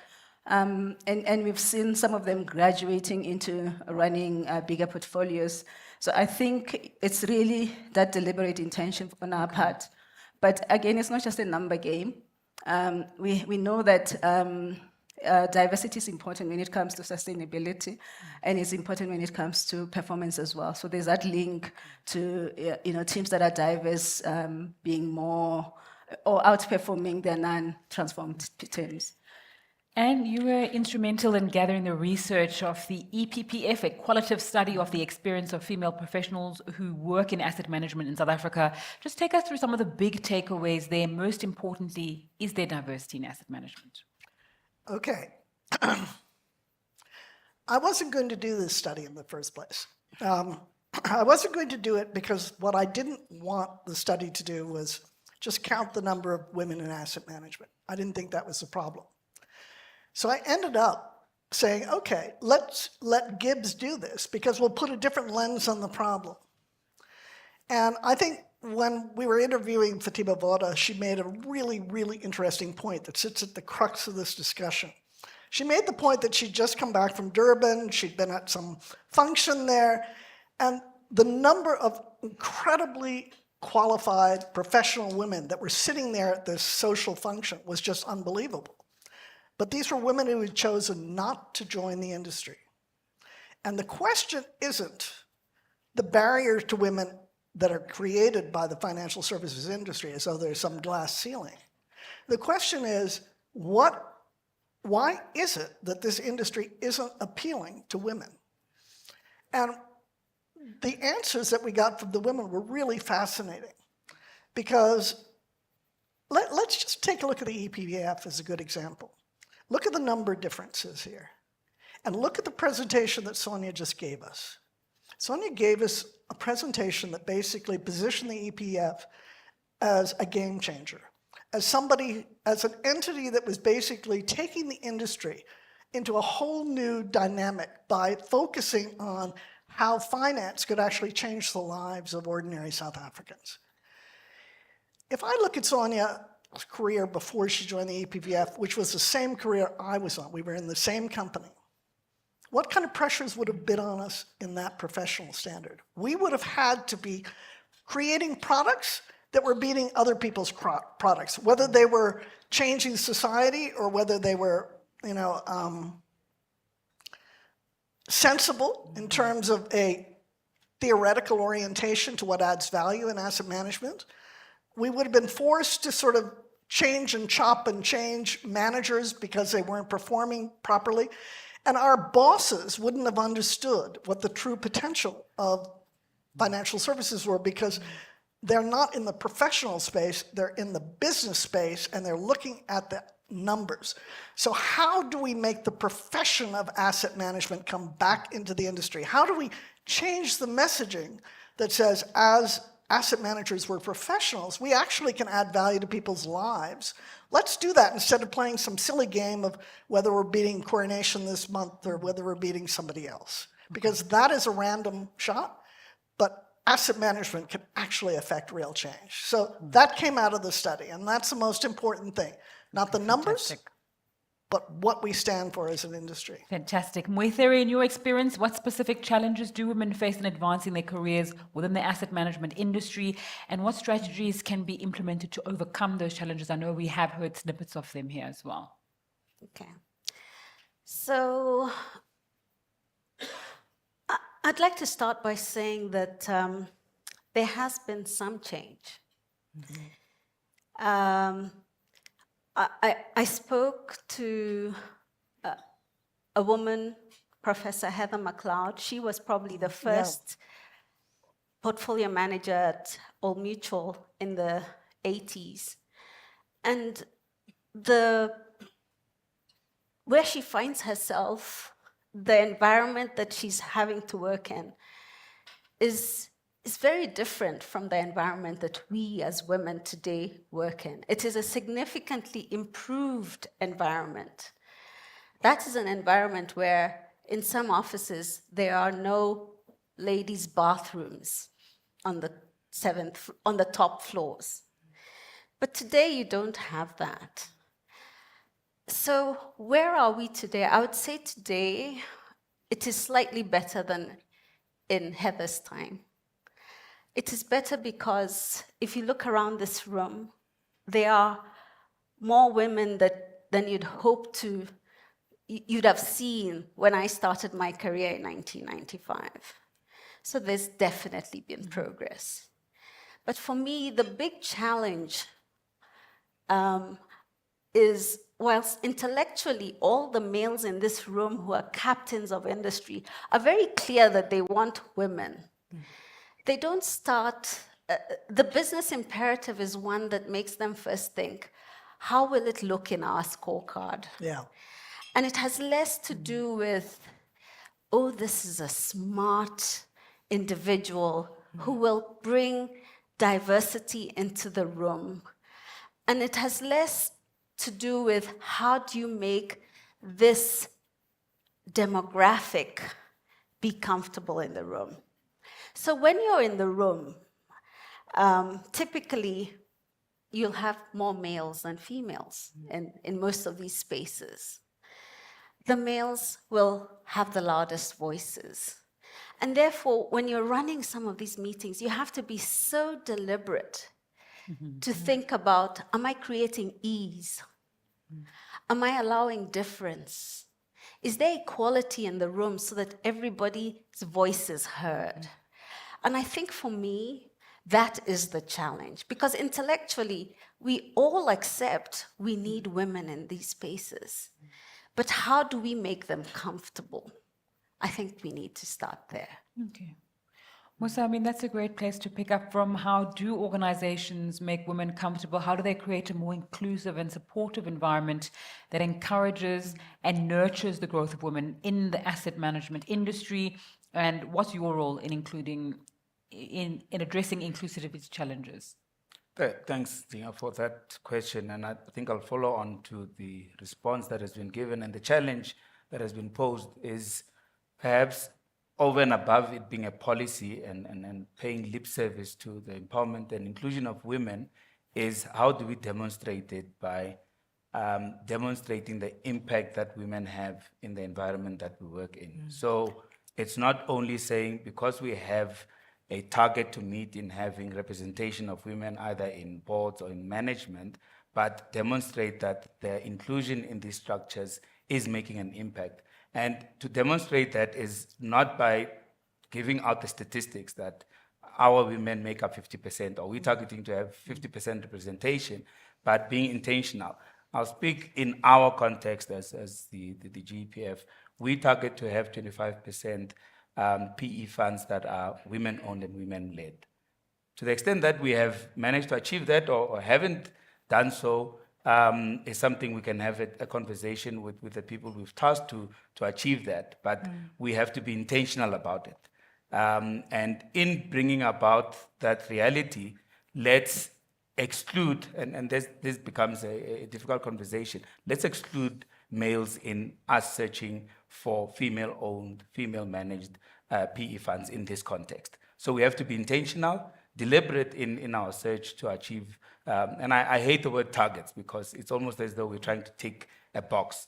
So let's demonstrate the impact of having women running these businesses, their contribution in the space. I think the EPPF CFO mentioned how in their organization, they have women in various positions. In our own organization, there are certain positions when we were hiring, we specifically looked for women, where when we received CVs, we would put the male CVs aside and we looked for women. So you have to be intentional. And sometimes it may be to the exclusion of certain people, but you know what you're trying to achieve. And then you have to work around the laws that of fairness around labor and recruitment, but you have to be intentional because the demographics have to be satisfied in that process. So intentional and deliberate in your efforts. Yeah. Perhaps I'm going to come back to you a little bit later on the challenges, and I'm going to come back to you. Statistically, more women in South Africa qualify as chartered accountants than men. Yep. What does the research say about why we don't see that translate into that representation in the industry according to the research and the hard facts? I think I kind of answered that in my last very extensive, extended reply. I sit, or I used to sit on the CFA's Global Committee on the Future of Finance. And I say used to because just in the last year, the CFA Society internationally has decided maybe they don't really need to focus so much on the future of finance. They need to focus on how many Chinese are joining the CFA. But that's a different discussion. What the future of finance actually discussed, which was really quite fascinating, is what did the asset management industry need to look like in the future?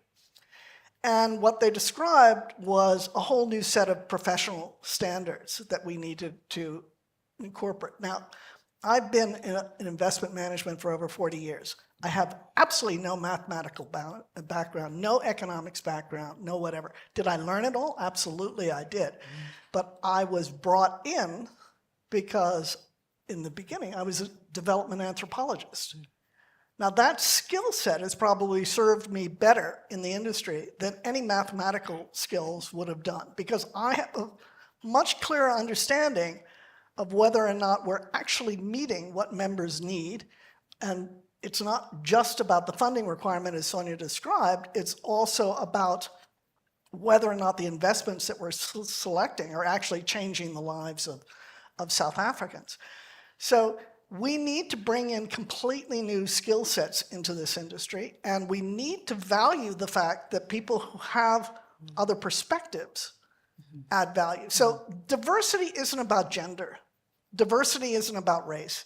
It's about appreciating the fact that that pedestrian, pedantic compliance manager is just as important to your business as the person who is a visionary. It's about appreciating the fact that your number cruncher is just as important as the person who can see through the fraud in the management of the company. So it's those different perspectives we need to value, and I think we've done a discredit to that diversification mindset by simply simplifying it into gender and race. Tandy, one of the suggestions that the report makes, and it touches on something that Anne is saying, that there needs to be a complete overhaul in how there's an assessment, reward, and support of the investment industry. I know that you've got a banking background. What are some of the successful initiatives that you've seen that have increased representation of women in asset management roles? Thanks, Nsinga. Yeah, I think there's quite a number of things that I've seen the banks in particular do when it comes to trying to improve representation. But I think the core part is recognizing that you need to bring in people at all levels. It's not a picture of bringing someone at the top and hoping that they will come in and add value, but rather bringing them in at an earlier level, identifying their potential, and putting them on an intentional training program to develop them and to work them through various divisions where they deepen and broaden their skill base and they prepare them for future roles. There are targeted development programs for women in particular where, we all know that we lead differently. And the big mistake we usually make is to think the leadership traits of men should also apply to women. So some of these leadership programs recognize some of the unique traits that women bring into leadership and into leading and managing effectively. And they try and capitalize on that. So you get into those targeted programs that help develop women and just take them on the right career journey. You also get opportunities for sponsorship, which is quite important as well. I think we tend to undermine, having the right voice at the right place, speaking on your behalf, right? And sometimes this is why you continue to have the boys' clubs, because they talk for each other. So I've seen sponsorship programs that are implemented where female leaders or leaders with potential are recognized and they are targeted and developed to get to the right area. But also just picking on Muitari's point around giving them a voice as well. So it's not about bringing them into the boardroom, but allowing them to have different perspectives and bring different flavor into it. And that's where you really get the richness of debates. So we have things like that. Mentorship is also one of the things that they look at. But I think also just recognizing that you need to have flexibility, you need to allow for people to integrate work, as I said earlier, work and life needs to integrate for women, flexible on hours, and even with the remuneration, trying to make sure that you don't penalize people when they're off on leave, maternity, they still get their full bonuses if they worked hard. So I think practices like that just to allow women to have an equal opportunity. And I've always said it's not about being treated differently, it's really just being given an opportunity to operate on the same level as your male peers. Okay. Muitheri, that study into diversity in asset management that Anne was part of says that women represent only 17.2% of portfolio management professionals in South Africa. And I like that you took us back to the 80s and what happened there with the bathrooms and the kind of culture that was there. Now, do you think there's any specific cultural or societal factors that impact women's participation in the asset management industry? What are those and how can we fix them?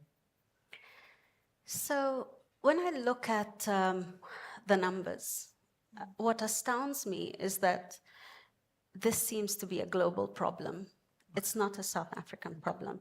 So there's a study by Morningstar that was done 2 years ago that found that in the US, the biggest asset management industry in the world, that the number for women was 17%. So this is a global problem. It's probably a societal problem. And therefore, it needs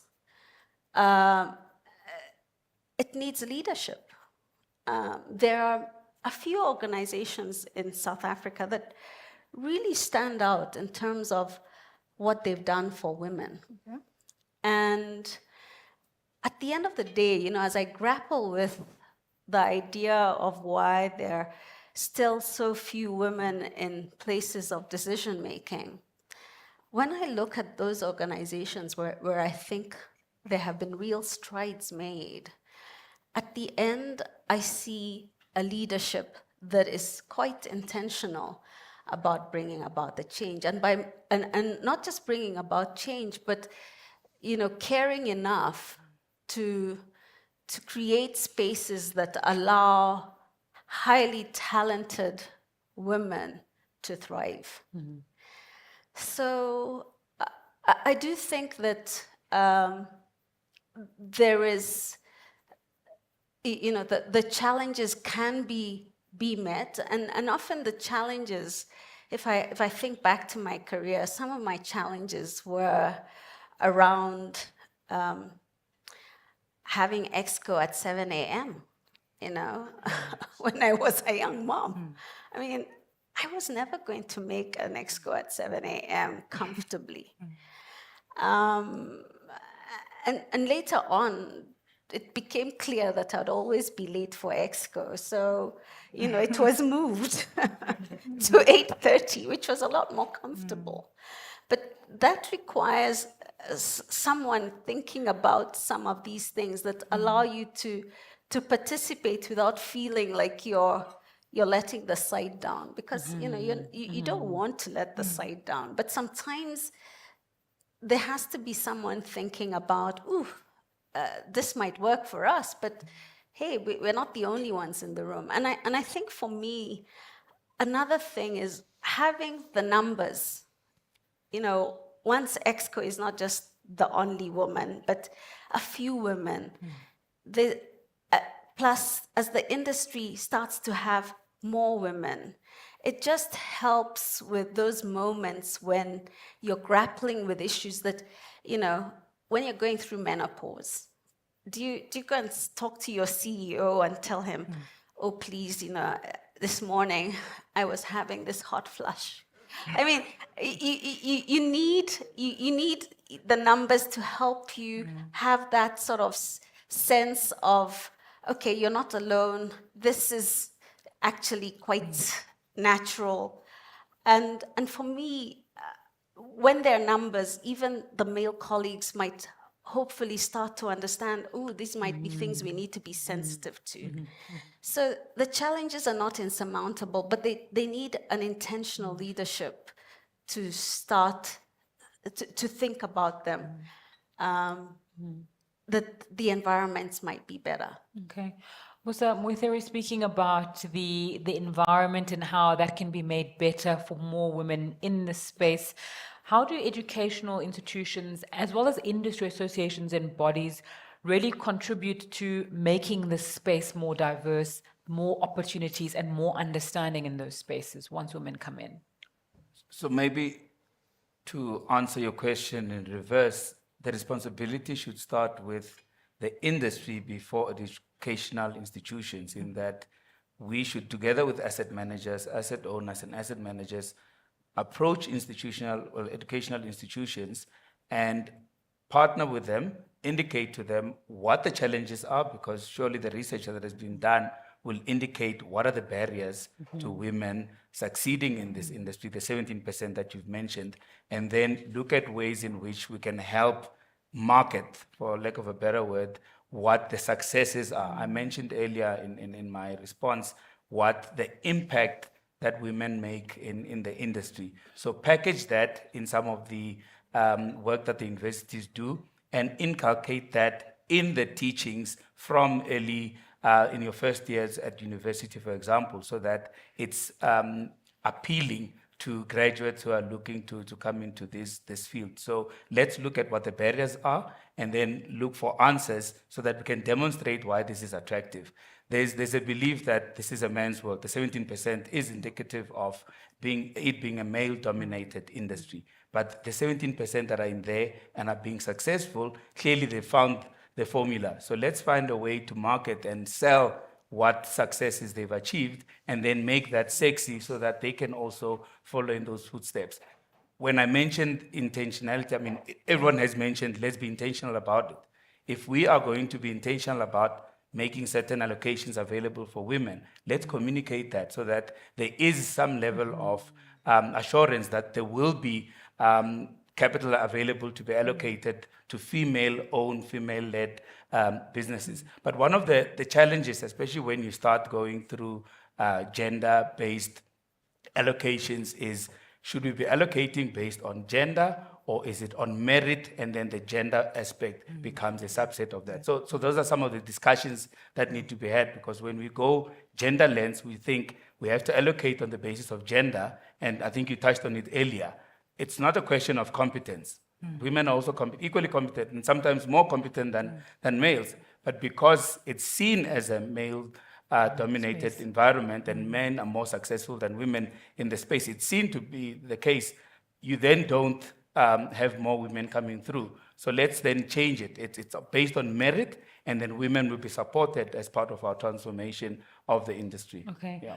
Thandi, when it comes to women in the space, is there a need for quotas or specific targets? I know Anne is saying that perhaps there isn't, in order to increase that representation of women in asset management. And then what are the advantages and disadvantages of these targets and quotas? Thanks. I think if you just look at the industry where it was a few years ago versus where it is today, there has been remarkable progress because there has been targets, right? The financial sector had a code the charter, where companies were working towards targets. So I think, I suppose there's no right or wrong answer, but I think when you look at the industry today, there's still quite a lot that we need to do. So in terms of putting together targets, I think it's the right thing to do, simply because it allows us to measure progress. If we don't have quantifiable targets, we might lose track of that. And we've seen in a lot of spaces that things that don't get measured don't get attention. And I do understand some of the negative connotation attached to targets, but I think the emphasis is always that people are appointed on merit, but you have to also take into account the gender perspective. So it's definitely quite important to have quota systems. I don't think it's something that is in South Africa alone. We've seen even globally where companies are also pushing. You know, if you look at Denmark and the like, they're pushing for diversity quotas, and they've made remarkable progress on that. So I think it's really important that we continue to have measures that we can use to show success. But also I think when you look at young kids growing up, they look at people that are in different roles as potential role models, and young girls need to be able to look at asset managers and see people who look like them, and that also encourages them to push hard and to know that the industry is open to them. So I still feel strongly that we have to have quotas, because that's the only way to do it. We have returns that we measure and targets that we measure, and we get that. So we should also be able to encourage a system where we can also assign targets and drive towards that. All right, we have just over 3 minutes left. I'd like to ask our panelists, starting with Anne, to just give us our last thoughts. Then we're going to go to Musa, because we cannot close the panel with a man. Anne, your final thoughts, please? Yeah, I still think we're missing the point. If there are 17.2% women in asset management, why do we not have the same statistic sitting in other professions, medical profession, plenty in accounting? So the issue isn't a problem with women and being accepted by the traditional society. The thing we need to really discuss is, do we want to train women to go into traditional asset management where the outcomes are pretty much random, given the fact that it's market that controls the outcomes? Or do women prefer professions where they have some control over the outcomes, some impact on society? And I think that is the question. We need to change asset management so that it becomes more of a profession than simply a financial machine, a cash cow for a lot of these entities. Thank you, Musa. Yeah, I'll agree with Anne. The numbers speak for themselves. Of the 17.2%, there are a lot of successful women there. So it is doable. It's a mindset shift, in my view. The money is there. There is support for women-led, women-owned asset managers. But how do we ensure that there's more of them there? So perhaps change the system and not asking for more numbers. So let's revolutionize the Not system. change to just performance, yes. but to change to impact and Correct, so results. that there'll be more inclusion and not just to satisfy as a tick box exercise. So I'm in Mutheri? support of that. Thank you. Mutheri, your final thoughts? So my final thoughts are around the choices that women in the room make. And here I want to say there'll be opportunities in many organizations because they intellectually and from a business perspective, business leaders say they want diversity in the room. Having diversity is not the same as having inclusion. And therefore, be wary about the organizations that you join. Don't join companies that just pay lip service to the idea of diversity. Take time to really look at the culture of those organizations and whether those are organizations that allow women to thrive. You can also bring about change through the decisions that you make. Okay. Thandi, your last 45 seconds. Thank you. Yeah, I think all of us in the room have a role to play, asset owners, asset managers, when it comes to issues of diversity. And I think we've demonstrated what the EPPF has committed to and what we'll continue to drive. And we really want to partner with all of us when it comes to driving the right outcomes. I totally agree that we should not be chasing numbers, but it's also important that we have measures that we can put in place to measure progress over time. I don't think it's a one-size approach. I think there are multiple avenues to try and pursue and drive towards a more inclusive and diverse society, which obviously leads to sustainable returns, as alluded to earlier. So that would be my last comments. Thank you very much, and a round of applause, please, to our panelists on this discussion on diversity. Thank you very much.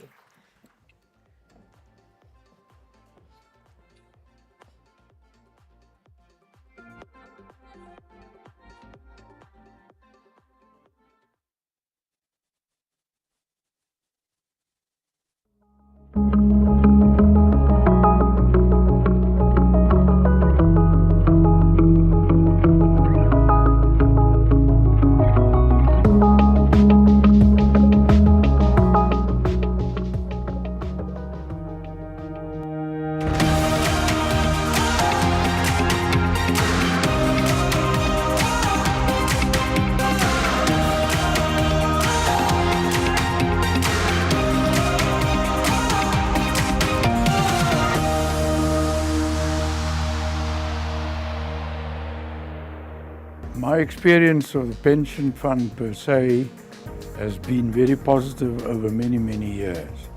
My association with Eskom is about 50 odd years now, and I started as an employee, and I had the privilege to be chairman of the fund and also to be part of the Eskom executive.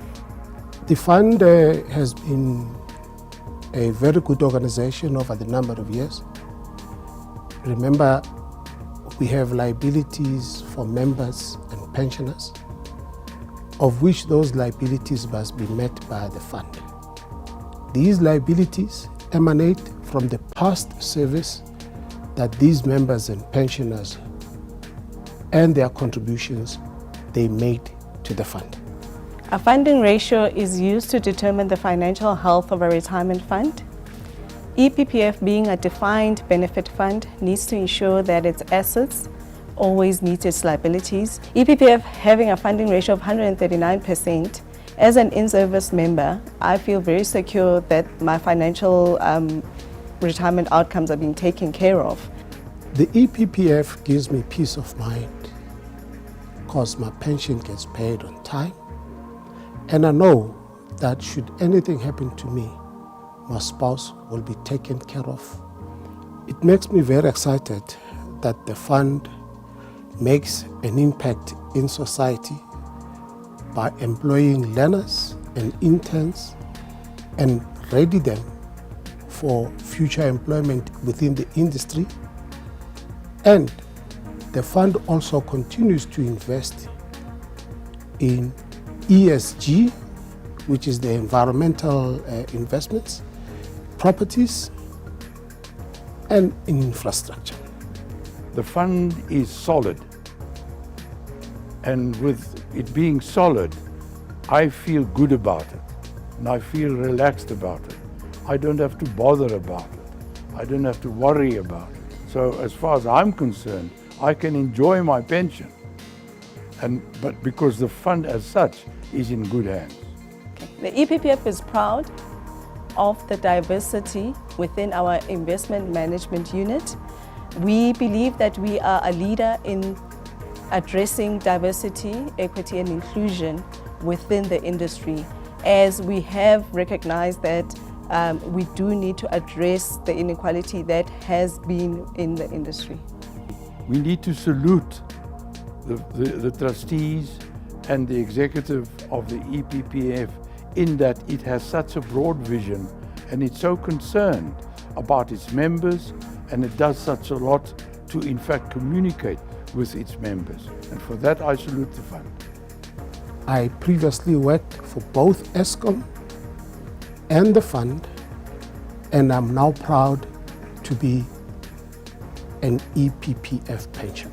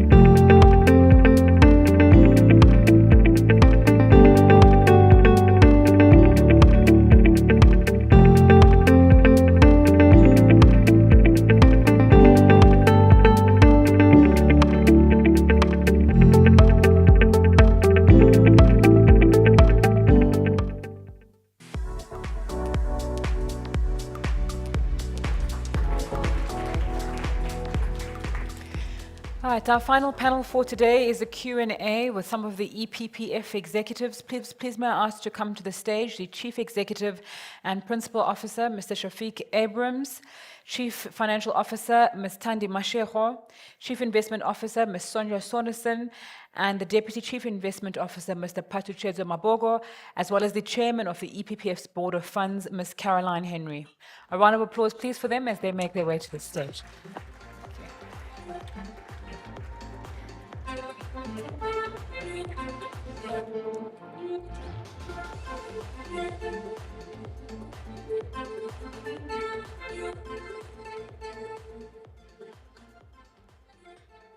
We will be taking questions from the floor. If you would like to ask a question of any of our panelists, please may you raise your hand. Let us know where you're from and who your question is directed at. Those of you joining us online, you can put the questions in the chat box. I can see them in front of us. Please specify also online who it's directed to. Thank you all panelists so much for your time. Perhaps I'll start with an online question. How is EPPF's asset allocation to ESG projects and ultimately allocation to fund managers determined to deliver on the sustainability objective? I think, Sonia, that might be one for you. Thank you. Yes, I think our allocation is really determined, first of all, from an asset allocation perspective, as a defined benefit fund. We've got certain strategic objectives we need to get there. But our ESG allocation, our transformation objectives, our social agenda are really integrated with that. So within all of the different asset classes, within the listed space, within the unlisted space, we follow a design risk budgeting process to make sure that we get to the return outcomes that the members in the fund require. And within there, we integrate all of the principles that we've been discussing this morning. So it's not an X% allocation to it, it's more integrating it, but with the intent of what we've described this morning. Okay. Second question from the chat box is, what governance guidelines will the EPPF apply to its investments to ensure that corruption is avoided when investing into infrastructure and impact investments in renewable energy projects? Patuchedzo and Shafiq, I think these are... Yeah, let me start, and Patu, you can add in. Firstly, we're very mindful that part of the challenges and obstacles to investing in infrastructure has been the trust deficit, and it's the trust deficit that exists. And so whatever we do, we've got to put the checks and balances in place to inspire stakeholder confidence, and particularly from our side, our member confidence. And so in our approach, we'll look at the transparency, we'll look at the thoroughness of the DD processes, we'll look at the partners that we're engaging with, and as well as some of the more intricate details like cost, service providers, scope creep, execution capability, etc. But I don't know if there's anything else you want to add. Sure, just a couple more things. I think, first of all, it's important to mention that we're not necessarily taking our money and giving it to government. We're investing in projects that are needed by the country, and on occasion, we work with the government. We usually work alongside government, which means if we're investing in a wind farm, that will eventually find its way to an ESCOM, which is government, but we haven't actually taken the money and given it to any government department. Last point to add, I think, very true, Shafiq. I think that trust deficit is quite important. If you don't think your money will come back, you're not going to deploy it, right? So I think this is where we may be moving a few steps ahead. But when you think of technology like blockchain, for example, which is not something I'm an expert in, but I do know that it does record transactions, and it's something that cannot be retrospectively altered, right? When you start using things like that, I think it becomes a lot easier, where you can see there's R1 billion from here, it was given to this guy, he was told to do this, and this is what he actually did with it. It makes things easier. So I think we embrace technology, a few things become a lot easier. I'd like to open up the floor for questions, and I would like in particular Tandy and Caroline to be asked questions.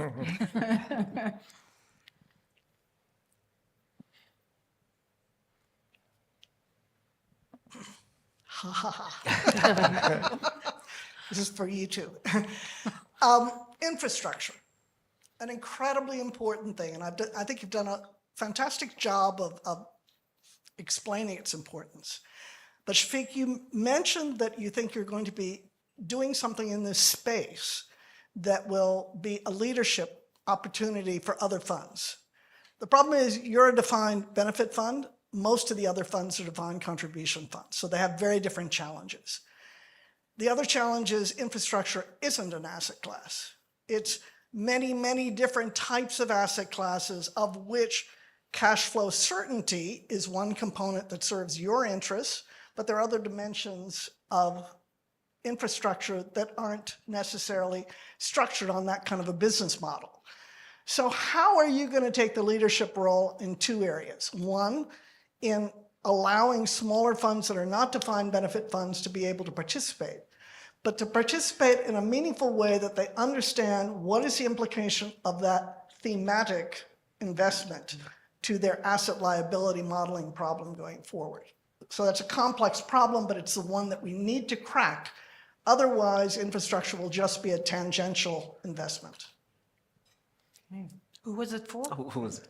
You two, the investment professionals. Let me start, Batu, and you can always add. But and I 100% agree with you. At the Asset Owner Forum, where we started discussing the concept of creating more of a listed vehicle, or let's call it a pooling vehicle, preferably listed, where other pension funds can also invest in. We started asking questions about, but what would make it appropriate for everyone to invest in it? What are we solving for? Which part of the capital structure are we going to invest in? Is it equity? Is it debt? What's the governance structure going to be like? How do we take it back to the pension funds for them to be able to then still within the scope of them and their advisors making decisions to be able to vet these projects well enough. So there's a whole host of things that we need to tackle as part of that thinking. But we definitely think that by, again, collaborating to be very clear about what the mandate is of a specific infrastructure project and making sure that we understand from each of the asset owners that are involved, where exactly it plays, and designing it along very specific risk profiles, very specific, as I said, governance structures and decision-making authorities.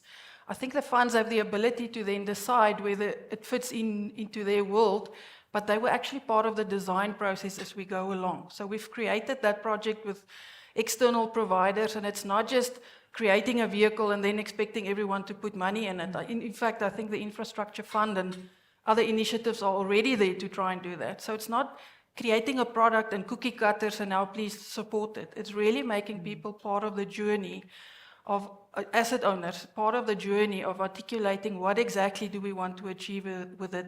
What does the risk mean in the context of each of those pension funds? What's the benchmark? How much are their allocations? So it is a long, iterative, but collaborative process for us to make sure that it's relevant to them.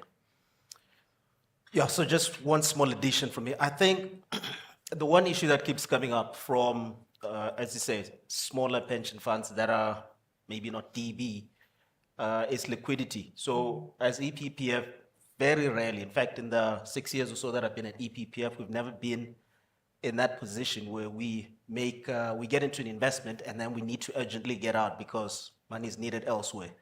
We've existed 70 years and we look 70 years into the future. So if you make an investment and we need money, we can always find it elsewhere. But I think the smaller pension funds and especially DC funds often need money for a number of reasons, retrenchments maybe. And I think that's the one thing that we're needing to focus on when we do infrastructure structures. And I think I've seen one or two locally and quite a few overseas. And the vehicle that Sonia spoke about earlier is something that within which we're going to have to focus on. If this guy says he's happy to participate, but if he needs to get out after 3 or 5 years, we need to find a way. So we need to set up the structure that allows them to come in and get out when they need to. It's not necessarily going to be a problem for us because, as I said, we look 70, 80 years into the future. All right, while the next question is in the room and the mic is going to the gentleman with the grey scarf around his neck, I'm going to look at one online question. What's your advice to young women who are still in school about their options for career in finance? Ms. Henry, I know you've got 27 years of experience as a chartered accountant at least, and in the finance sector. It's not as complicated as other questions, but I think it is an important one considering why we're here today.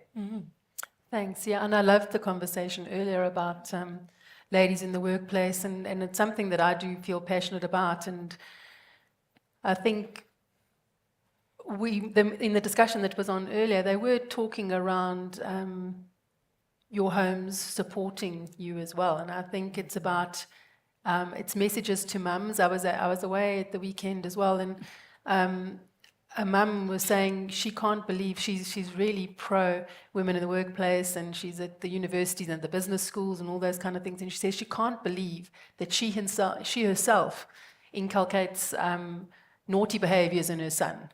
And she said she herself, we have to start educating at a very young age all men and women to be inclusive. And I think it is for girls to, you're talking about girls at school, it is for girls to to stand up for themselves, but also not buy into what I call pink jobs and blue jobs. And it's about, I think my dad certainly didn't believe in pink or blue jobs. We had to use the wheelbarrow and do the garden and all those kind of things. And so it's around those around them, everyone nurturing youngsters to see themselves as equals. And it is about gentlemen in the homes not seeing them as helping their wives with the dishes. It's about a joint, there might be different jobs in the house because everyone has things to do, but it's about starting at that very granular level, I think, and thereby just supporting each other, and everyone has a role, and maybe, the gentleman might be the breadwinner for a while, and then the lady might be, and there might be times and places. But I think it's about openness and open-mindedness and a genuine, be helpful perspective with each other. And they spoke earlier about accommodating people. It's not just about accommodating, ladies having a meeting at 7 in the morning. It's also about accommodating gentlemen to take their children to work as well, to school, because it's that time in the car. We had a colleague who was jealous of his time in the car with his kids in the morning because it was the time he had them captive and could actually engage with them. And it is really about giving each other the genderless roles and supporting them. And I think it's that very, very basic foundation, and they need to know that the sky is the limit. Fantastic. There's a question from the floor. Thank you. My name is Solimbo Weni, and I work for a company called International Housing Solutions. We're a private equity asset manager and focus in affordable housing. So I want to contribute to the previous discussion, and I think it's not all about liquidity when you talk to the Sorry, Mr. Mboweni, we can hear you on the stage, but our colleagues at the back cannot, and I think people online cannot as well. There we go. I'm gonna pay him after this. Thank you. Yeah. So what I was saying is to be short. You spoke about the other pension funds having to, liquidity is a problem. Maybe you can exit them and all of that. Now, in my experience, trying to sell to pension funds to come into a pooled environment to do affordable housing, I find that I almost have to do bespoke solutions for each pension fund I'm talking to, because they are saying, how does it impact my members? They're saying, solely, we want you to do housing for our members because that's key for them. So it will be interesting to see the vehicle that you want, and I think it's a good thing to pull asset owners together and create something where everyone can plug in. So I'm just saying it's a challenge in that, and I hear utterances where the trustees are talking about, you want to do retail, but you want to build in Sandton City. Why don't you come into the rural areas? I would like to hear your thoughts around how do we deal with those nuances, because with you guys it's probably slightly different because you have a mandate for affordable housing, mandate for this and that, and it's easier to talk to you as opposed to the rest. Thanks. Thank you. I assume that's a question for me. Okay. 100%. So you'd be surprised to know that, so you're saying it would be an issue if we have different pension funds, for example, but you'd be surprised to know that even within the same pension fund, we have those discussions about exactly that. Where are you building the houses? Is it just in Johannesburg, or is it in Western Cape, when our members actually live in Mpumalanga and Limpopo and the Northern Cape? So it is not a question that I have an answer to right now, unfortunately. It is something we've spoken about. But I suppose one way of doing that is different sleeves, right? So we have, if you're interested in affordable housing, this is what we can give you. And you know ahead of time what we're going to be looking at. If you're interested in renewable energy, this is what we can give you. It's difficult to have a single solution for absolutely everyone, because you'll never have critical mass, right? So you'll have someone saying, if you ask me, I only want to build in Thohendo, for example, because that's where I'm from, right? So I'll start there. But it's not going to make sense if there's just me and maybe 10 other former members of ESCOP. Obviously, there's a lot more than 10, but what I'm saying is then you can't have everyone just saying, I want this, I want that, I want that. What you want to try and do is create something that covers the majority of the people. So if you get to 60 or 70%, I think you're doing well. There'll be some people who are unhappy, but I think 60 or 70% is probably a good place to be. But the most important thing, I think, is solving those issues at the very beginning. So getting trustees to understand that this has to be done and their money will be looked after. If we get everyone on the same page on that one, then the question of where you're building the houses or the malls or the factories is a lot less important, because once you build factories in 5, 6, or 7 of the provinces, the jobs are not necessarily limited to people from those provinces. You're always going to get people like myself who come from Limpopo looking for jobs in Gauteng. So in the end, everybody will be happy. But I don't have all the answers right now. We're still just working through it. Right, I'm going to go back to our questions online. There's one for Sonia, and then Tanya, I'm going to come to you. How will you measure ESG-themed investments if there are no target percentages to invest in, or you planning to put percentage targets in the form of strategic asset allocation targets in place to achieve net zero status? We definitely will have to put targets in place from a net zero perspective. That's part of the baselining process that I described earlier. So we need to take stock of where we're currently at, and the availability of data and the disclosure from companies in South Africa is only really now catching up. And that's why we see this as a bit of an evolution. But to be clear about where we want to end up is really the intent that we're stating, and along the way we'll definitely learn lessons, and yes, it will affect our asset allocation over time. But as I said before, as a DB fund, we're really anchored to making sure that we deliver on our member benefits first and foremost. And if you ask me what my ESG allocation is, well, it's 100%. 100% of the fund should be in ESG, whether we do it in listed equity, whether we do it in private equity, whether we do it in infrastructure, doesn't matter. All of it has ESG implications, all of it has ESG considerations in our investment decision. And so we will never just give X% to an ESG allocation, because ESG really encompasses everything. Tanya and Shafiq, I'd like to ask you both the same question. Tanya, I'll start with you. What do our colleagues sitting in the room and online need to know that hasn't been covered today about the EPPF and their plans before we wrap up this business breakfast? Sure. What hasn't been covered, I think we've been quite detailed today, but I mean, I think there's more that the EPPF does beyond just the investment side, I suppose. One can look at the pension administration side, which is led by Joey. That's also a core focus, they say the engine room of who we are. As a pension fund, looking after our members and making sure that we provide services and better outcomes for them. So there is that element where we continue to play a very significant role in terms of interactions with our members, education, making sure that we're keeping them abreast of developments within the fund. And I think it is going to be also important as we go onto this sustainable investment journey that we also contact members and we engage with them, and so that they understand why this is an important journey for us.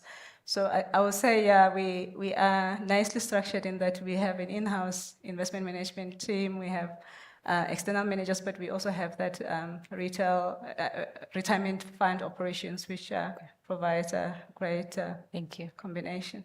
Shafiq? Yeah, no, thanks, Nziga. I think we spoke about a lot of things. We spoke about sustainability, we spoke about our members, we spoke about collaboration, synergy, partnerships today. But I think implicit in all of that is having credibility and stakeholder trust. And I think for us, that's critical.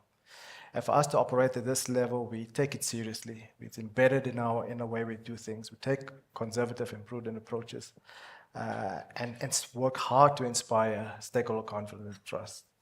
There's a guy called Ayanda somewhere here who watches us and everything that we do, so that we don't create impressions or perceptions through our behavior, actions, or words that will break down that credibility and trust amongst our stakeholders. So for us, that's critical and the cornerstone of how we want to operate with our members, amongst ourselves, with our board, and with our partners. And I think it's critical for us to preserve that and grow that. Okay. Any final thoughts from the panel as we wrap up? We've just got 30 seconds. All right, and that's where we leave it for now. A round of applause, please, for those insights. Please, may I ask, we can leave the stage. Ms. Henry, please, may I ask you to stay onto stage and deliver the closing for us. Thank you. Sorry. Thank you.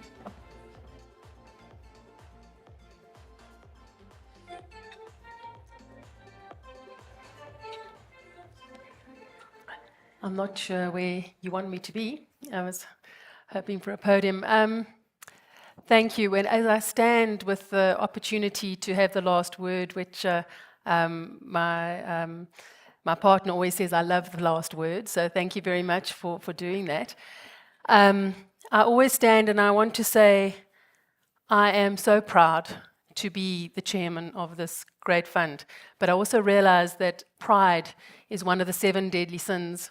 So I like to say I'm incredibly privileged, I really am, to be part of this team. I actually get quite emotional around the quality of board and of executive that the fund has built and what we provide and what we deliver to our members. All roads lead to our members. It's phenomenal how in every conversation it circles back to our members.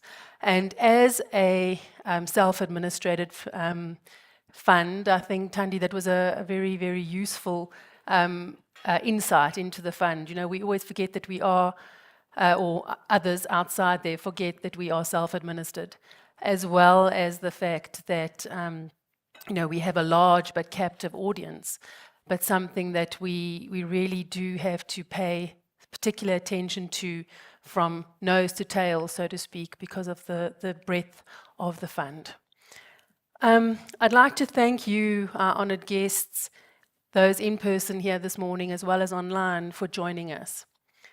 As asset owners, I am pleased that the sustainability policy that we've spoken about, in particular, sets a framework for sustainable investing and considers broader and pragmatic outcomes. I think that's something that is way missing in the world right now, is our ability to apply our minds. We have been so boxed in by process thinking because we're so scared to make a decision that is unpopular or that, you know, might be slightly uncomfortable for people. I think that this particular policy is very clear and direct as to what we want to achieve, but it gives us flexibility on that road to navigate together with those of us who are going to find assets that make sense. And once again, that circles back to the good of the member. So it considers broader and pragmatic outcomes whilst not compromising our members, and oftentimes this is a valuable is our members, and oftentimes their most valuable financial asset. Most of our members, this is their most valuable financial asset. I'm particularly pleased with the brave approach to build the opportunity to think. It allows consideration of consequence management, holistic systems thinking, common sense, which is frequently in short supply out there, and we've become petrified to think independently and apply logic and gut feel rather than relating back to rules-based thinking. There's a short poem that I first found when I was 16, and it's called, it was out of the book, Think and Grow Rich. Then it was very different. I was thinking about rich in terms of finances. These days, it talks to something much broader about being deliberate and accountable. I bargained with life for a penny, and life would pay no more. No matter how I begged at evening when I counted my scanty store. For life is a just employer. It gives you what you ask. But once you have set the wages, but you must bear the task. I worked for a menial's hire, only to realize dismayed that any wage I had asked of life, life would have meaningfully paid. We have to be deliberate in what we ask for, we have been as a fund, and we continue to be. We have to be accountable. I'm super excited about our executive who will actually implement these policies. They are both deliberate and they are up for execution. I would like to take the opportunity to thank the executive in charge, their deliberate pursuit, their teams for the research, consideration, and execution of the policy by the SIU team. The team has set themselves this task and put themselves out there for everyone to see and challenge. I'd like to thank our in-service members, deferred members and pensioners for trusting us with your most invaluable asset. The constitution of our board is less than typical and brings diverse, rich thinking supplemented by subject experts. I'd like to thank the board for their support of this foundation for leading the art of the possible. It's important to acknowledge our service providers who partner with us to deliver and their exceptional support. Huge thank you also to the media. Mark Twain once said, "Never argue with a man who buys ink by the barrel." So we thank them too for their contribution to disseminating balanced, thoughtful messages. They are a powerful force to be used for good. However, the same as with our social media platforms, may they buzz with investment for good news today. Thank you for joining us, and we look forward to partnering purposefully and deliberately with you all. Thanks for all of the arrangements and the professional execution of this function. Each person in the EPPF team is well aligned to ensure they make their individual talent our collective asset. I'd like to also thank Nzinga, capable and very capable MC and moderator this morning. Thank you very much for that as well. And with that, I'd like to say thank you.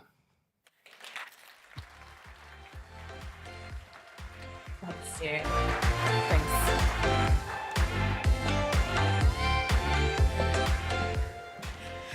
All right, there's going to be a lot more thank yous flying around. That brings us to the end of the EPPF Beyond Tomorrow Business Breakfast. It's been such a pleasure and a privilege being your program director. Thank you so much for your time and attention.